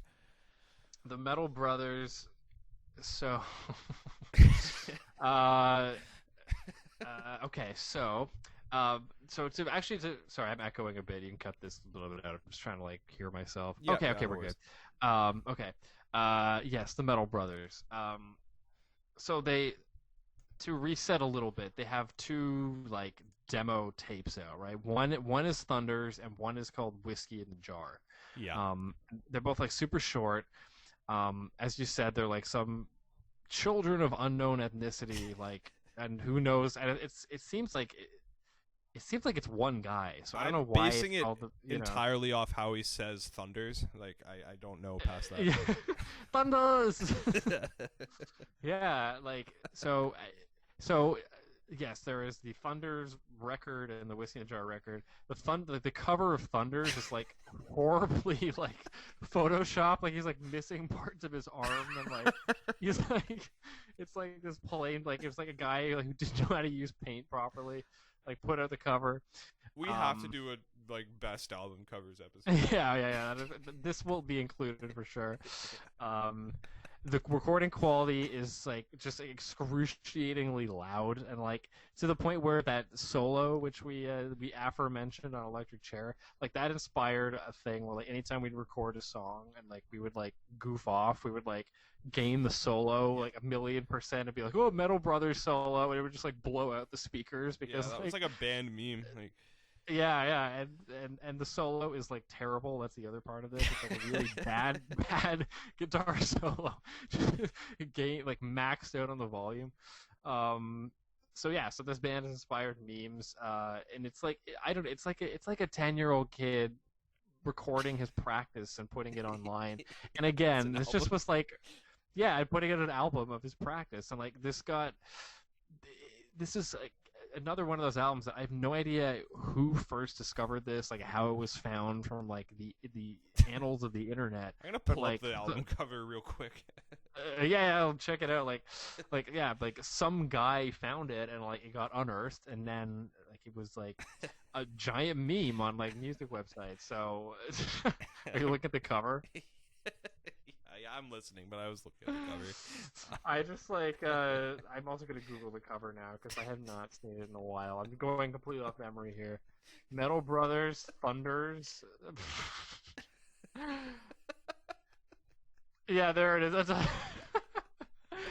It's like four kids. Like what? The guy in the upper right is like doing a pose, and his arm is like missing piece of it. It's like his torso is like cut out with like a circle where like the eraser went too far. Like, photoshopped by like a 10-year-old like as fast as possible. It's so funny. All right, I'm gonna ask you a question about this album actually, and about Thunders in particular. About Thunders, all right. All right, so like, how many people or how many kids or like total people involved do you think like are in Metal Brothers? And like, if you think it's just one, like, who are the other kids on the cover? I mean, okay. Here's my theory of what I think happened with the band. I think that the recording was done by like one guy, probably the guy in the bottom left-hand corner of the recording. Like that kid looks to me that like serious looking kid. Yeah, like he looks really serious about this. Like he put a lot more thought into like his own picture than he just like went on Facebook and found the other three kids. So I think it was that kid. You think he recorded it? Like, did he play guitar? Yeah. Yeah, I think he recorded the guitar and sang, and just because no other instruments on these demos, right? It's just a guitar and vocals. So you think that's the main guy? Yeah, that's my suspicion. There's like one guy, one kid who recorded these three, but then like there is a band who like the Metal Brothers that like practiced, right? Like they've had like a rehearsal or something a couple times, but he like couldn't record them because he didn't have the technology or he didn't know how. So there's like a drummer and like another guitarist. Yeah, or something. Yeah. I bet there's like a bassist and a drummer and like a rhythm guitarist or whatever. But they couldn't be included. But he wanted to like put out an album of the band, so he like threw them on the cover and called it Metal Brothers. Which, by the way, we should note that the L and S at the end of both words are capitalized. Yeah, like so that's my theory with what happened with these two recordings, with Thunders demo and Whiskey in the Jar demo. I think it was just like one of the members. Whiskey in the Jar is very underrated. Yeah, Whiskey in the Jar is goes on for 4 minutes, and it's like horrible vocal. Yeah, the Metal Brothers are funny, and they inspire many memes. So I'm glad they entered my life. Fair enough. All right, I'm gonna go through them all, and like I'm gonna decide what their role in the band is. This is gonna be my guess. Okay. Yeah. So I'll agree with you about bottom left. Okay. I think he like curated the recording. Okay. Yeah, I think he played guitar. I don't think he sang. You think it was a different kid who sang? There's 4 kids here. Like, what do each of them do? That's. I think. Okay. Yes, he played most of the guitar, and it was his project. He's very serious looking. He brought out his Metallica sweater for the picture, and like half his neck is photoshopped out. All right, I think the kid in the top left with the Les Paul knockoff guitar, I think he's the second guitar player, and I think he's the rhythm guitarist in Electric Chair. That. Oh, okay. So this kid in the bottom left is just super self-centered and just turned himself like way higher than the rhythm guitar, like. And this like the rhythm, like those chords he's hitting in Electric Chair, that's the only track he did on all the discography. Okay. He's very quiet and timid, and he's not going to say anything that like the bottom left would object to. Okay. All right. So I got 2 more. All right. I'll do top right. I think that's the vocalist. The guy at the top. The kid in the top right. You think's the vocalist? Yeah, and like maybe he plays bass, but like I just don't think they care about bass in Metal Brothers. Like, You think the kid with the pose whose like arm is like his body's like photoshopped out? Like, okay, I mean he's they flamboyant. got I him to guess. come over, and like his parents are probably like super strict, and like he just tracked Thunders, and then they like demanded to pick him up like So this is before the he could do thing anything where else. yeah, where it's like they're all in the same class, and there's like none of them want to be the singer, but there's like the one like outgoing kid who's like Who wants the to give only it a kid, try? like, Yeah, yeah, the only guy like willing to do it, so they just like gave him a shot, and he's terrible. Okay. yeah, and that like they only had time to like really do Thunders, like, and then like Whiskey in the Jar after. Yeah, I the think. whiskey in the jar later. Yeah, yeah. But like then that he kid gets on like scooped up from bottom left's house like really fast, so like they could only do like 2 takes. Like, And the kid in the bottom right, is he the drummer or something who never got to record? yeah, he's the drummer, and like he's like super obnoxious, and like they actually tried to record him, but he just like hits everything so loud, like it just didn't make the Oh, final you think? cut. Oh, so they tried to record him, but it was too heavy for the band. Okay, interesting. Yeah, and that he's just like kind of super loud and abrasive and hard to have over. That's just like the vibe I get from the devil horns and the like evil grin. Yeah, he's like the what's that School of Rock drummer? Freddie. He's the Freddie of this band. Oh yeah, that's actually like a perfect analogy. Like they Oh kind my of like God. get excited to see him like get picked up and leave the house.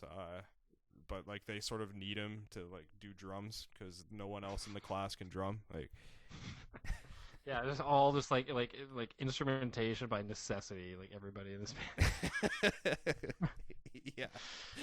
Oh my God, that's I can buy it. I mean, yeah. I'd also love to like see pictures of these kids now, like see what they're doing. Yeah, this came out in when did this come out? So the Thunder's of 2010, Thunder's demo and Whiskey in the Jar, but so this is 10 years later.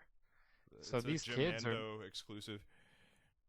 yeah, that's right. You can still so can you so there's a link here. If you Google Metal Brothers Thunder's demo, you can find the Sputnik review, and then there's a link at the bottom where you can like download it. There's a comment on the Jamendo download. Can I'm read it? open. Yeah, read. I'm opening it now. What's the comment? There are 4 guys on the jacket with like a bunch of T's, but no drums. Dudes, a good rock band has a good rhythmical section, but nice try! Exclamation mark! Exclamation mark! Keep rocking! Triple exclamation mark! And tune your instruments. Like snide comment at the end. Oh my God. And the guy's named Def Blender who wrote that comment. I think he's kind of like the smarmy kid in their class who like gave the album a shot. Like, Actually, true. Yeah. He's like the outsider who like wanted to be in the band, but they didn't let him in. yeah. So he's like kind of like negging like the debut. Necking the debut. Oh my God. Well, I think that Metal Brothers were definitely a good inclusion in this 10 worst albums list. Well, it's because we can like theorize about it more. Like it's Frankie doesn't like leave any room for interpretation. Like, Well, yeah. And again, we already kind of went over Amur. They're a horrible, bad, awful metal band that no one with any taste likes, and the Metal Brothers are more of an underground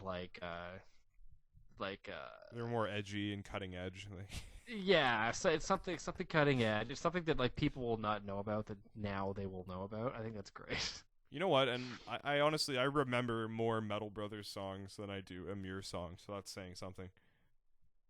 Actually, true. Yeah, I mean they have 4 songs, and like I kind of know all of them, so that's great. Yeah, and like Amir, like I know the one from Felony where he says, "I want to watch you suck his dick," and then I know like I met Telly and you are Casper or whatever, and then and that new Gypsy Disco, just because it's the newest song. But yeah, so I know more Metal Brothers songs than Amir songs. I didn't even really want to talk about Felony. I don't know why I put that on my list. Well, I mean, hey, you may not want to talk about it, but it might deserve its place. I mean, this is just a time for serious discussion about the worst albums of all time. I'd maybe argue like the Metal Brothers catalog is like better than that album. Like, like a bunch of like 10-year-old kids just like jamming is better than Mirror's entire catalog. If like I had right. like both in front of me and like I had to put one on, like I'd rather listen to the Metal Brothers. Like, yeah, no, that's fair. That's fair. There is a lot more. I'll get more enjoyment out of it.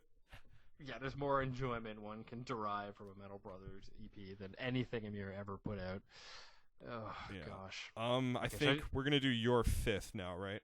Yeah, so I'll do my last one. All right. Which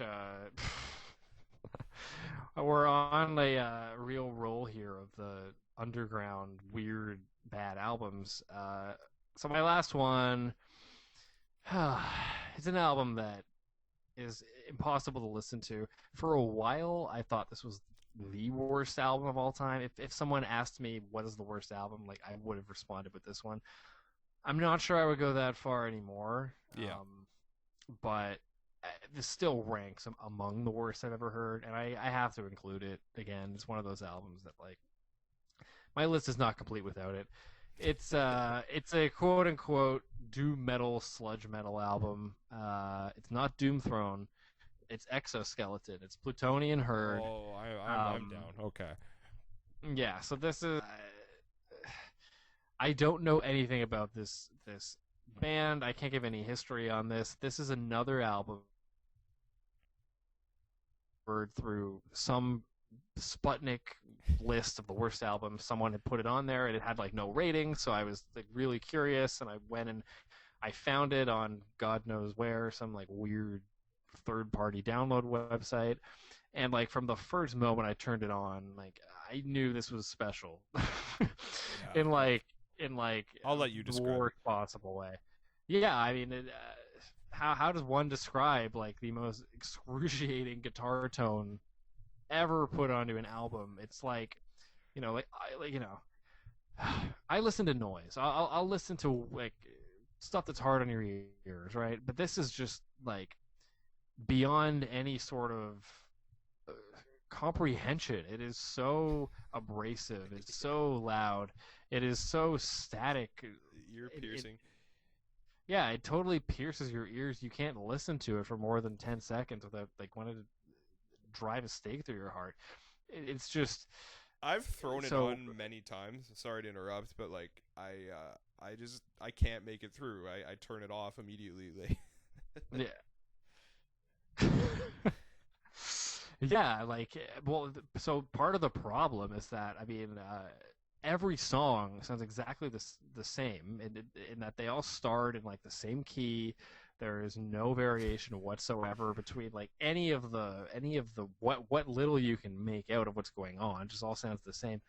And it's all terrible. I mean, the only moment that I can remember off the top of my head from listening to the whole album, which I did do, and I regret it, is that scream in Death Orgasm, the second song, where I just like for one fleeting instant, the guy just like goes, "Whoa!" and it's like really loud, and it just like overtakes like everything else for like the first like 3 seconds of the song. So like that brief like respite from the guitar tone is like really welcome. That's a surreal album. Yeah, and so that's like. So Death, or if we ever do a worst songs, like Death Orgasm by Exoskeleton is definitely on my list. It's accurate title though. Like that's what it sounds like. It sounds like a death orgasm. And yeah, I mean, I don't know who's in the band. I don't know how many people there are. I don't know where they're from. This is one of those really underground, obscure albums that has actually, since I heard it, it's kind of like, it came out in 2008. Since I first heard it, it's kind of gotten kind of like a cult, not cult following, but like a cult hatred. Like, people are interested in it. Like, yeah, it's sort of grown. There's 325 ratings on Rate Your Music. There's 64 reviews. Like, people are still commenting on it as of 2 weeks ago. So it's this is like, I feel like at this point this album has kind of become like serious music listeners, like this is like the worst album for like people who like Yeah, it's like a go like on a music historical studies. entry. Like, Yeah, exactly. So it's there's like a notoriety with this one now, yeah, which was not there when I first heard it, and so it's interesting. It's grown a reputation, but fair enough. anyway, those are my thoughts on this like really terrible. I guess you call it a sludge metal album. I don't know. What do you think? It's. I mean, it's. I've never heard anything like it. It's. I don't know if anyone could like emulate that guitar tone. I'll give them that. I don't know if I could make that if I tried, and like it sounds Yeah. inhuman. I don't know. But it's so horrible, and I've never listened to the entire album. I don't know who it's for. I don't know who would listen to that on headphones. That's just like voluntary ear damage. Like it's Yeah, I mean, yeah. I don't know how this band like even got that tone to be that bad. I mean, yeah. there's something to be said for like black metal, like lo-fi, but this is like just ear piercing is the right adjective for Yeah. it. All right, I've gotten a question for you. You're making Alright. an album, and like your only options for like guitar and like you have to have like a prominent amount of guitar on your album are like the tone from like the Metal Brothers discog or from Exoskeleton. I have to pick one of those tones. What you do with it is up to you, but like it's you have to like have like a rock guitar player's like level of role. Like um, oh gosh. but what do you think you There's could work with more? Yeah, I mean, there's advantages to both, right? I mean, so the thing with the Metal Brothers tone is it's like it's just like a really bad practice amp tone. It sounds like any other, like $50 like I rented this from Long and McQuaid like thing. So it's not original at all. The Yeah. exoskeleton tone, like if I were to use that, people would be like, "Oh, you're using the exoskeleton tone." Yeah, like, true. so Let's say like the original like album just vanishes from existence. oh, the original one never. Okay, I'm making songs with this tone. I mean, You're trying to get like the highest rate your music score possible. Like I mean, I would probably go with the exoskeleton tone because, like, history has shown that using that tone will actually get like warrant you some kind of an audience. Like the Metal Brothers, I don't even know if they're on RYM, but Exoskeleton here have like gotten several hundred listens at least off this tone. So I don't know. And I mean, and it is abrasive and stuff, but yeah. like maybe with a little bit more like songwriting creativity, like you could do something with it. Yeah, just less drone. You could make I don't know, you could make like an interesting noise album with that sound just as long as it's not like you give the listener some sort of rest from it like Yeah, or you make it, you like the other stuff you add around it is like, you know, one audible, but then two also like creative in some way, and it wasn't yeah, just like like this interesting. really bad, yeah, like not like just bad sludge metal the whole time. So yeah, I don't know. I'd probably pick that Plutonian Herd tone, but in this context, it is the worst guitar tone I've ever heard. Yeah, I'd have to agree. God. Anyway, whatever. Anything else you want to say on this terrible album? It's yeah, it's like a rate your music shit tier classic. I have a ton to. All I can think about is that guitar tone. I mean, like the album cover is like kind of interesting. I guess. What else? I heard that like it kind of the band pivoted like into just one guy with a computer now.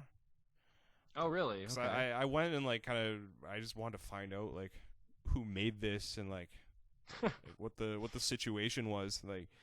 hmm So it's even Plutonian Herd just might be some guy making like shocking noises from his laptop, but I don't know that for certain. hmm But yeah, I don't know like how this was made, but it was made and it's horrible. Yeah, there's like no info that I could ever find online, Yeah. which makes it all the more interesting Yeah. to me. So, yeah. Anyway, that's Exoskeleton Plutonian Herd, and I think you could probably download it. Like, there's probably like some free download somewhere. I'm okay. If you want to hear it. For the people, maybe they want to go. Maybe they want to subject themselves to this. Yeah, that might be the one I don't like sample in this podcast, but like I might. We'll see. All right. So I guess I'm gonna give my final album. Yeah, rounding it out. All right. I view this one as kind of like a proto Angelic to the Core. It's kind of like it's its sister album almost. It kind of follows the theme of like someone having like a manic episode and like dropping like a bizarre album. Okay. It is Speeding Bullet to Heaven by Kid Cudi. Oh. This is an album that I've never actually listened to. I've obviously heard about it, but I've never listened to the thing through. It's very interesting. There's also, I believe, a deluxe version with dance remixes as well that bring the track listing up to 30 plus. Oh my god! But I'm gonna discuss just the main album for this time. It's 26 tracks, and it's by Kid Cudi. Kind of originally like sort of a pop rap, like sort of space rap kind of vibe, stoner rap. He drops this, and he wants to do like garage rock, grunge, like kind of like Nirvana, like a bit sludgy, that kind of stuff, like kind of crusty punk. And it's so bad, and you can tell like he's kind of having a breakdown like while the album plays through. It's just a lot of him like heavy reverb and moaning, really bad guitar playing, and he just includes like rehearsal demos randomly like in the middle of the track listing. And then there's also a bunch of Beavis and Butthead skids, kid you not, just in the middle of the album. And I think it's just him doing a Beavis impression, just like sort of talking about the album. So it's not like from the show, but he's imitating them? I think, or he might have gotten the endorsement, but it's just like, why is this here? Like, it's like, it's the equivalent to like the Corey's Angels skit. Yeah. Oh my. I feel like this almost inspired Angelic to the Core. Like, what do we got here? First track, Edge of the Earth / Postmortem Boredom. Like, he's just sort of like wailing in these like low pitched moans, and then there's just like really droning guitar the entire time. You know what? I won't. The song titles aren't that bad. He includes a rehearsal demo, and then a regular demo is track 19 and 20, and then goes back to like the regular tracks. What year did this come out? Like, Angelic to the Core was when again? Was it 2016? It was 17, and this came out in 2015. 17. Oh, the year before. Okay, and they're both. And it's a double disc. This, or you said that this is just one long like ordeal, I'll call it. Oh my! Wow. It's a little more boring than Angelic to the Core, I would say, but it's just extremely haphazard. It's the album cover is also just like really surreal. It's just like him with his shirt off in the woods, like, and it's all blurry. Like, I do remember the cover from watching the Needle Drop review, but yeah, like I never actually went and listened to it. I kind of, after this, I'll go sample some of it because I remember being curious about it, but I also obviously got panned everywhere, so it kind of like fell on the back burner. I think he went into rehab right after this came out. Well, probably a good decision. Yeah, I think it's like an interesting sort of like mood piece because you sort of see where he's at, but it's just so bad. And there's also a song on it called Judgmental Cunt, which is maybe directed towards me, but he knew you were gonna review his album on here, and he like went a time machine, went back and like named a song after you. Yeah, exactly. what was I going to say? Oh, so there's guitar on it too, eh? So it's like it's not just traditional like hip hop stuff. There's guitar playing and It's I wouldn't even say it's hip hop stuff at all. Like it. oh, it's not. Because like he kind of does like ambient stuff, sort of on like I guess his classic Kid Cudi. I don't really like Kid Cudi that much, but like I guess like Man on the Moon 1 and 2 you could say are his like good albums. Okay. So like he does like some singing on those, which kind of carries over here, but like it's not a hip hop album. It's like Okay. it's like a weird like atmospheric grunge album that just doesn't land at all. Like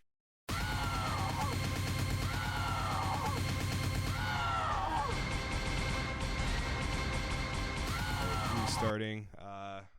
Yeah. So I don't know what I missed, but yeah, you can tell it's like an atmospheric grunge record. You can tell he was just listening to Nevermind and Utero, like, and it's just like I'm just gonna like moan over these tracks, and then like we'll put like Beavis and Butthead in as a joke, and then I'll put my rehearsal demos in it, and then I'll do like a deluxe edition with dance remixes. Like, So he just like he threw everything at the wall, basically. Like yeah, and 91 totally minutes did for the regular one.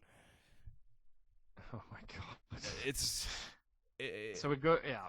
it's a marathon in pain, which is why I put it here. It would have been a good title, Marathon in Pain. Yeah, I think it's worse than the Corey Feldman one because at least I don't know. I like Corey more as like an entertainer. Yeah, well, from what you're saying, like that Corey Feldman album, I mean, like, I've heard that one, and it's actually kind of like it's humorous, and you know, this one it just like makes me sad because it's like with Corey, like I worry about his mental state when I'm listening to Angelic War. But like there's sort of some humor to the proceedings, but this is like it's just very bleak. Like yeah, I mean, yeah, and I'm looking at the cover now as you're talking. It looks like self-serious in the same way as Angelic to the Core. yeah, but, it's very genuine. yeah, but more it does look more bleak or something. Like Corey was serious about it, but he was serious about trying to have fun. This looks serious, like I'm a serious artist. You know, here's some transcendental experience, or you know, Yeah. I'd say this is like hip hop's like Happy Days, like.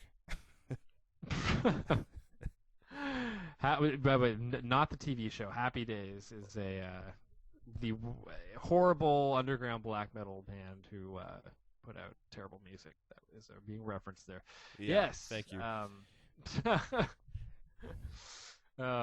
Hey, yeah. So Speed and Bullet to Heaven. I will go listen to one of these songs. I'll pick one at random and I'll go listen to it after this. Fair enough. Also, fun note: he did all the guitar and bass, which is like part of the problem. Oh, okay. He played everything. Yeah, according to the credits, and I believe he did because like it sounds bad. It's like it's just chords, like just like wash and reverb, like it's God, very like rudimentary. Like yeah, it's he really wanted to do this sound, but like he just didn't have the tools to do it, and he was like going nuts. Yeah, so I'm going with that for my final one. Okay. I wanted to throw a quick question at you to close this out. All right. All right. So you are on a 7. Let's go 8-hour drive. So it's like a work day. You are in the back seat. So like you're one of the passengers. So there's 3 other people in the car, and they all have to be people from like albums that we've talked about today. So one of them is the one that sits beside you, and like they that's who you're gonna be talking to the whole time. Like you're not gonna really talk to the other people. You're gonna have someone that drives, so you have to pick the driver, and then the passenger is the person that controls all the music being played for the entire drive. Oh my God. And so this has to be people from like the albums we picked. Yeah, it can be anyone that performed on any of the albums. Okay. And that's we take a break quick if you need to think about it, because I think I do too. Let me just look at my list Or here. we can just ad lib this, yeah. Yeah, I can. can rattle this one off. I think. And you can't say the Metal Brothers are driving the car. I'm just gonna forbid that. I have to pick one of the Metal Brothers. No, they because can't they're young. drive. They're too young. Yeah, right. Sorry. But this is Metal Brothers circa 2010. Okay. Oh gosh. Okay. I mean, I have to put Corey Feldman next to me because this is like a once in a lifetime chance to talk to him for 8 hours. So like that's a must. So I gotta have Corey next to me. In the driver's seat.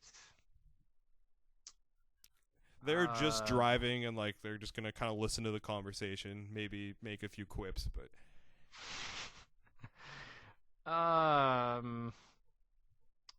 They're very Pierre. focused on driving, though. Yeah, I mean, oh gosh, yeah, okay. I'll say Pierre from Simple Plan is the one driving, because Any reason? I feel like he's responsible. Like he's older. He's like he would stay focused on the road. Why him? He wouldn't. And not like any of the other members of Simple Plan. Sorry, I'm interrupting. No, it's okay. I mean, I think because he's the most famous, like at some point I know stuff is gonna spill over, and like I would be curious as to like Pierre interacting with Corey Feldman on some level. Like that would just be really interesting to me. Yeah, I also. Because I don't remember any of the other members' names of Simple Plan, other than that guitarist who's what's his face, Jeff Stinko. I only remember because it's Stinko and he's bald. Yeah, and I don't need a bald like with light shining off his head to like getting in my eyes during the drive. So he's out. So it's gotta be Pierre, unfortunately. But so Pierre. And then in picking the music, I gotta go with Zardoz because the Zardoz guy. Yeah, I feel like A, I want to know who he is. Like B, I'm like fascinated by what music he would play, and also like I don't need like too many cooks. Like he wouldn't talk at all. Like I get the feeling he would like be very keep to himself. He could play really calming music for the drive too, potentially. Yeah, he could bring like a ukulele with him and just like pluck away like during Corey's rants to me. Like that'd be great. Then Pierre like butts in every now and then with like some like bad like anecdote about like his like Thai school in the locker. So like yeah, I think this would be a great selection. Yeah, I think Zardoz like complements Corey Feldman really well. Yeah, that'd be a great team. They should do a collab like Mellow Death album. Yeah. All right. I guess I have to answer this myself now. Yeah. What's your pick? Okay. Let me think. Who's driving? All right. I'm gonna have Etienne Sin in the driver's seat. Oh God. Forgot just about him. Because he will kind of have to focus on the road, and like I want him to like be privy to like any conversation. Like I don't know why. Like and then I'm gonna go with you, and I would take the opportunity to talk to Mr. Feldman in the back seat for 8 hours. Yeah, that's a must. Yeah, and like I also like I want someone like who is sort of like more larger than life than Etienne Sin, because I don't think he'd comprehend that. I don't know. I also feel like Etienne Sin's like a super aggressive driver, so like we get there faster. But actually, yeah. Yeah, he's really he's an arrogant enough guy that he would think he's invincible, so he would go like 170 the whole way. Like, get out of my way! Ah! They like scream at the people, like. Yeah, like getting really mad at traffic, and I could see Corey like getting like really freaked out by that because he's super paranoid as a person. Yeah, Corey would just get paranoid during the trip. Like Etienne Sin's like screaming out the window. Yeah, so I'd have those two. Jeez, and then this is the most important thing because it's like they're playing all the music and they're in the passenger seat.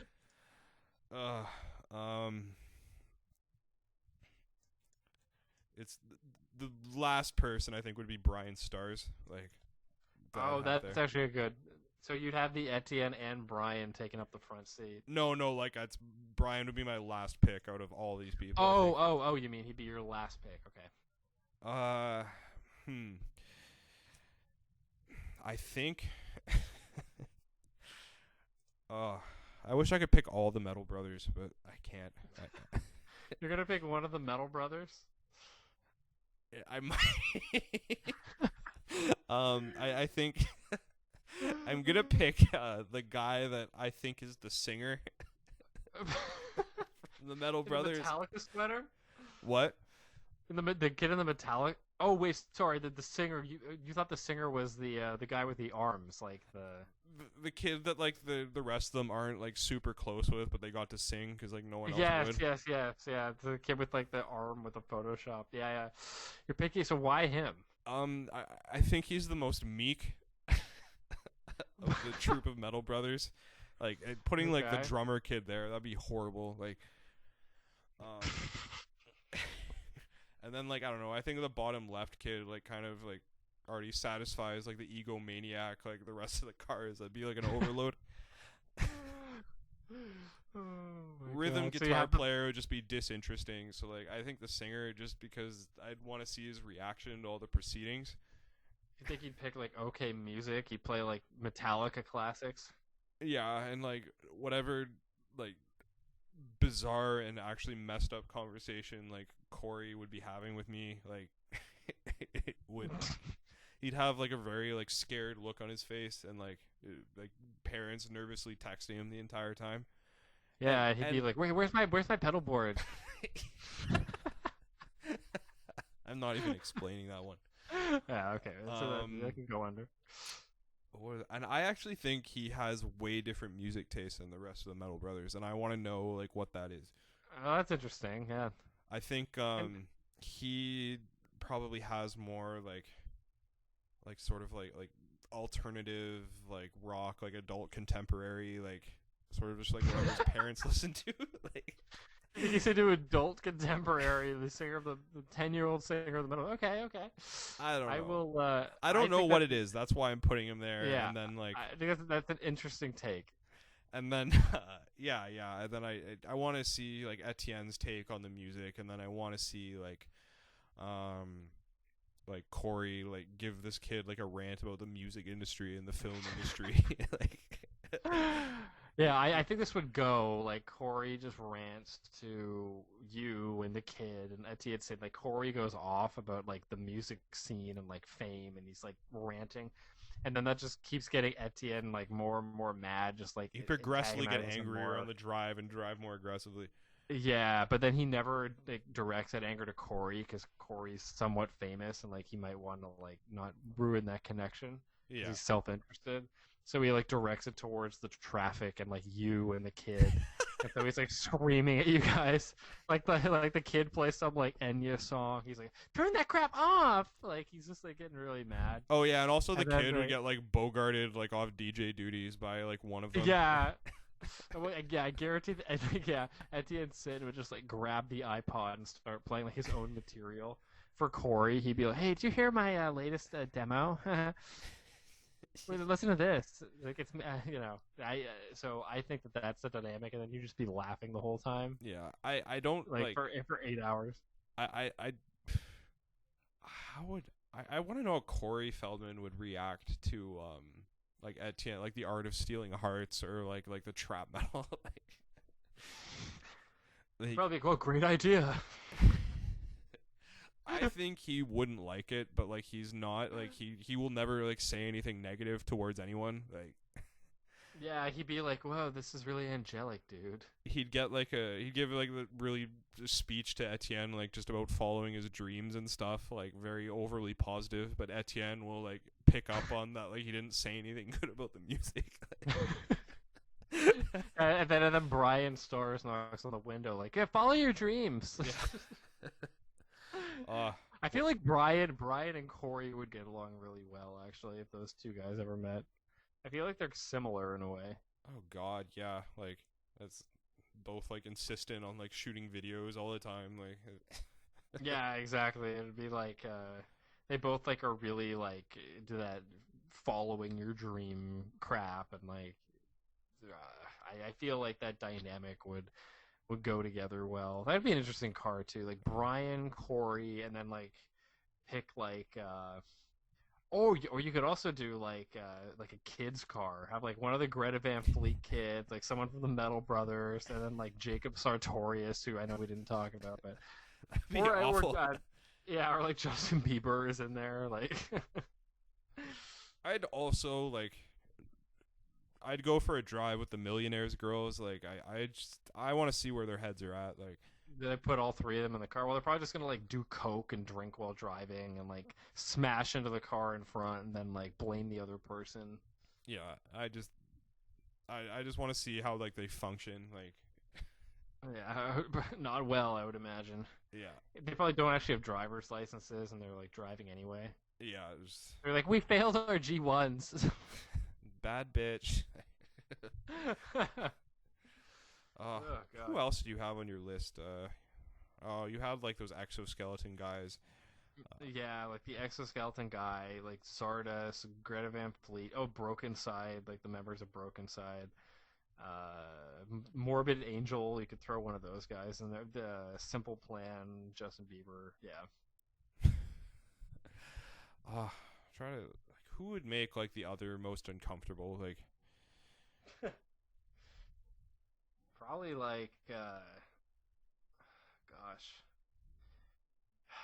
I mean, what's the biggest band out of all these ones that we listed? I mean, it depends on scene, I guess, but maybe like Simple Greta Van Plan. Fleet. I guess currently. So if you put like one of the Van Fleet guys with like one of the Metal Brothers kids, like whelmed by like you just idolize that guy, and then so he wouldn't say anything. And then you need like that unstable like third element, like who could be the third? Who could be the third in that? Oh, like the guy from King 810. Oh yeah, he just like whisper the whole time in your ear in the back seat, Yeah. like gossiping about the two in front. Forgot about King 810. Yeah, that'd be great. Oh God, they all are just bizarre people. Oh yeah. By the way, it has to be the Mersbo car that they're driving.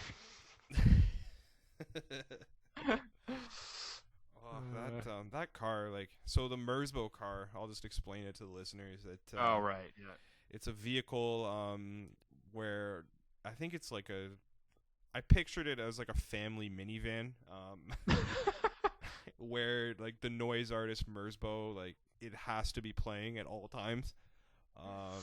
And I know it's at a fixed volume, so like I'm assuming it's fairly loud. Yeah, but this is a real thing, right? I mean, we found this like online. There was some article or whatever about the Mersbo car, and like again, this became a meme like instantly of like, oh, like driving in the Mersbo car, because it's like extremely abrasive, harsh noise that just gets blasted at you whenever you turn the car on. Yeah, it's. I don't know who made this or why, but Would you drive that for free? I guess that's the question. I mean, if I could stop it whenever I wanted, it would be a fun like a fun thing to put in my memoir. Like, yeah, I drove the Mersbo car for like 10 seconds. Yeah, Like fair down enough. Crofton Way. Like, yeah, that'd be cool. Well, it'd be like you wouldn't have to pay car insurance or like gas or anything, but like that's just how it was. Like you had to drive that car like anywhere you want to go.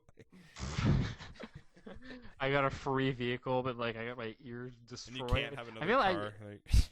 I feel like it's dangerous to be driving that thing like down Yeah, a highway. You couldn't like, hear other anything. people. Yeah. Like, if you like crash into some guy, oh, I'm sorry, it's the Mersbo car, and the guy is like, oh, I understand. Like, who of like all the albums, like, do you think like that car would break like mentally on like a 10-hour trip? well, of all the people listed, who would the Mersbo car like destroy most easily of these people? I feel like least Corey prepared. could take it. I don't know why. Yeah, I think Corey could. I think he has like wide-ranging music tastes because evidenced by his intellect to the core of every genre ever. And I could see him like doing Um, stuff like that voluntarily. yeah, some like weird like social experiments or something. Yeah. I think the exoskeleton guys would be fine. I think Zardos would be fine. Broken Side would probably be able to take it. I I think think like Brian and Etienne are the weakest in my opinion, but yeah, I think Brian would be like, what? What is this? This doesn't have like melody. This isn't even music. Like guys, like we have actually, you know what? Brian might do it for a challenge video. He might be willing to do it if it was like, hey guys, today we're gonna sit in the Merspo car, and it's like him and like his like 13-year-old girlfriend like getting blasted by Pulse Demon or something. I would watch all 10 hours of that. Yeah, I would actually watch that, and he'd be like, "Ow, this hurts. He Ow." he would start like crying before the girl. Yeah, he probably would. He'd be like, "I'm so sorry, I put us through this," and then he'd like hawk his like hoodie in the middle of it. It would just be embarrassing. So I mean, I could see him putting up with it for like monetary gain if like he could, like get some like ad revenue out of being in the Mercedes car. I could see him putting up with it. I At the If the car was easily obtainable, I'd pay him to do that. Like, oh yeah, like I would use some of that sweet coin and like I would lock him in the car for like 10 hours. He would be able to leave and I'd just like watch him and I'd film him too. He'd be like pleading at the window, like banging on it like really hard. He'd be like, "Please let me out!" And his hair is like a big like freaking ramen nest on his head. yeah, it's like you'll get the like $1,000 or whatever like price he demands these days, but like you have to make it through like the 8 hours. Yeah. Oh, yeah. If you threw like if you threw like money at him, he would be able to do it. I bet, but no, I would just lock him in there for like my own enjoyment and not pay him, and then just and then film him from the outside and then put it like on my digital escape. You know what? Honestly, like I think he's the one that most deserves it out of like everyone. Yeah, that's what I mean. He like ripped a bunch of like naive children out of money, like and to put that up on the channel, he was like trying to resurrect without that would be great. The rest of them are just like kind of dinguses, but like they've never like openly harmed anyone, like to my knowledge. No. I mean, what little I know about this, they just seem like they got caught up in like some like weirdo like I don't know scheme that this guy cooked up. It's all just very like weirdly creepy to me, and I don't know. I don't know. I think it's very weird that he just disappeared. Yeah, well, that's with all that hate, like you kind of have to. Have you ever heard of Karelia, the band? Corelia. Yeah. Why? I maybe like why? So are they like a scene band? No, they're like a prog metal band. Okay. Sort of like they came out around the Periphery time, and then like they put their EP out, and then they're like, we're gonna do like a 90-minute double album. Like you're gonna crowdfund it. They funded about Okay. 35K, and then they Wow. just disappeared. Like in 2016, they wrote like, oh, it's still like a work in progress. It's coming, and then they just left, and they have everyone's money. and they never gave an update or like Last said, update was 2016. but and they just said it's coming and then it never ended up coming. Yeah, they're just like it's gonna be the perfect album. And no one ever heard from them. Like they Yeah, never. they kept saying the merch was gonna be amazing. Like, Oh my god. and this Wow, page well- popped up today called Karelias with an S, and it says I am one of the members of the band, and like we had a disagreement, but like I'm gonna leak the album essentially. Like I can't make up for what happened, but This is like a Facebook page popped up. yeah, and he's saying April 20th, like it's gonna happen, but it could be anyone. It could just be a joke. Oh my gosh. Well, That's we 35 will grand. find out. That's Brian Starr's money. Brian Star. Well, I will have to be on the lookout for Corelia's album coming out. Yeah. Oh, and like, yeah, sorry to jump around, but like back to Brian Starr's, like imagine like being like our age or like let's say like 28, 29 and like shoving like contracts like with like obtuse clauses and like a 17-year-old kid's face. Like, well, that's just like exploitative, and it's just like desperate, right? yeah, it's just like it's like extremely like cutthroat, like bad thing to do. Like I don't know. I don't really Like, believe in karma, but like it's just awful. Yeah, I mean, like it's cutthroat, but it's cutthroat and like cutthroat has like some connotation to it of like, you're being cunning or something. This like wasn't it. This just seems like he like found a bunch of kids sitting there and like I don't know shot them with a anything, yeah. machine gun. Yeah, like they didn't know any better. Like he didn't like have to go behind anyone's. Or I guess maybe I don't know. I'm really speculating here. I just Yeah. got caught up in all this drama like earlier this week. But yeah, so I don't know. Brian Stars. I hope he makes a return someday for the hilarity. But You know what we guess should we'll do? see. We should do we should do like some video reactions. Like we could watch like Shut Up and Kiss Me together on live or something. Yeah, that'd be hilarious. There was a way to like I don't know how to do it where you can stream like two computers together like that, but if there's some way to do it, that'd be cool. Should make a playlist of like all the worst music videos and then just like watch it. I don't know. It'd be amazing. Yeah. I think for the episode at least, like I've exhausted what I want to talk about. Yeah, I think that's pretty good. I think we get through. So that's what I mean. Like, so we just did 10 albums. That was like, I mean, okay, it's the call saying it was 3.5 hours, but a bunch of that was like obviously like preamble. That was probably like 2 hours. It's 2:20. I'm gonna stop the recording now. Bye everybody. Okay. Check out episode 2. Yeah,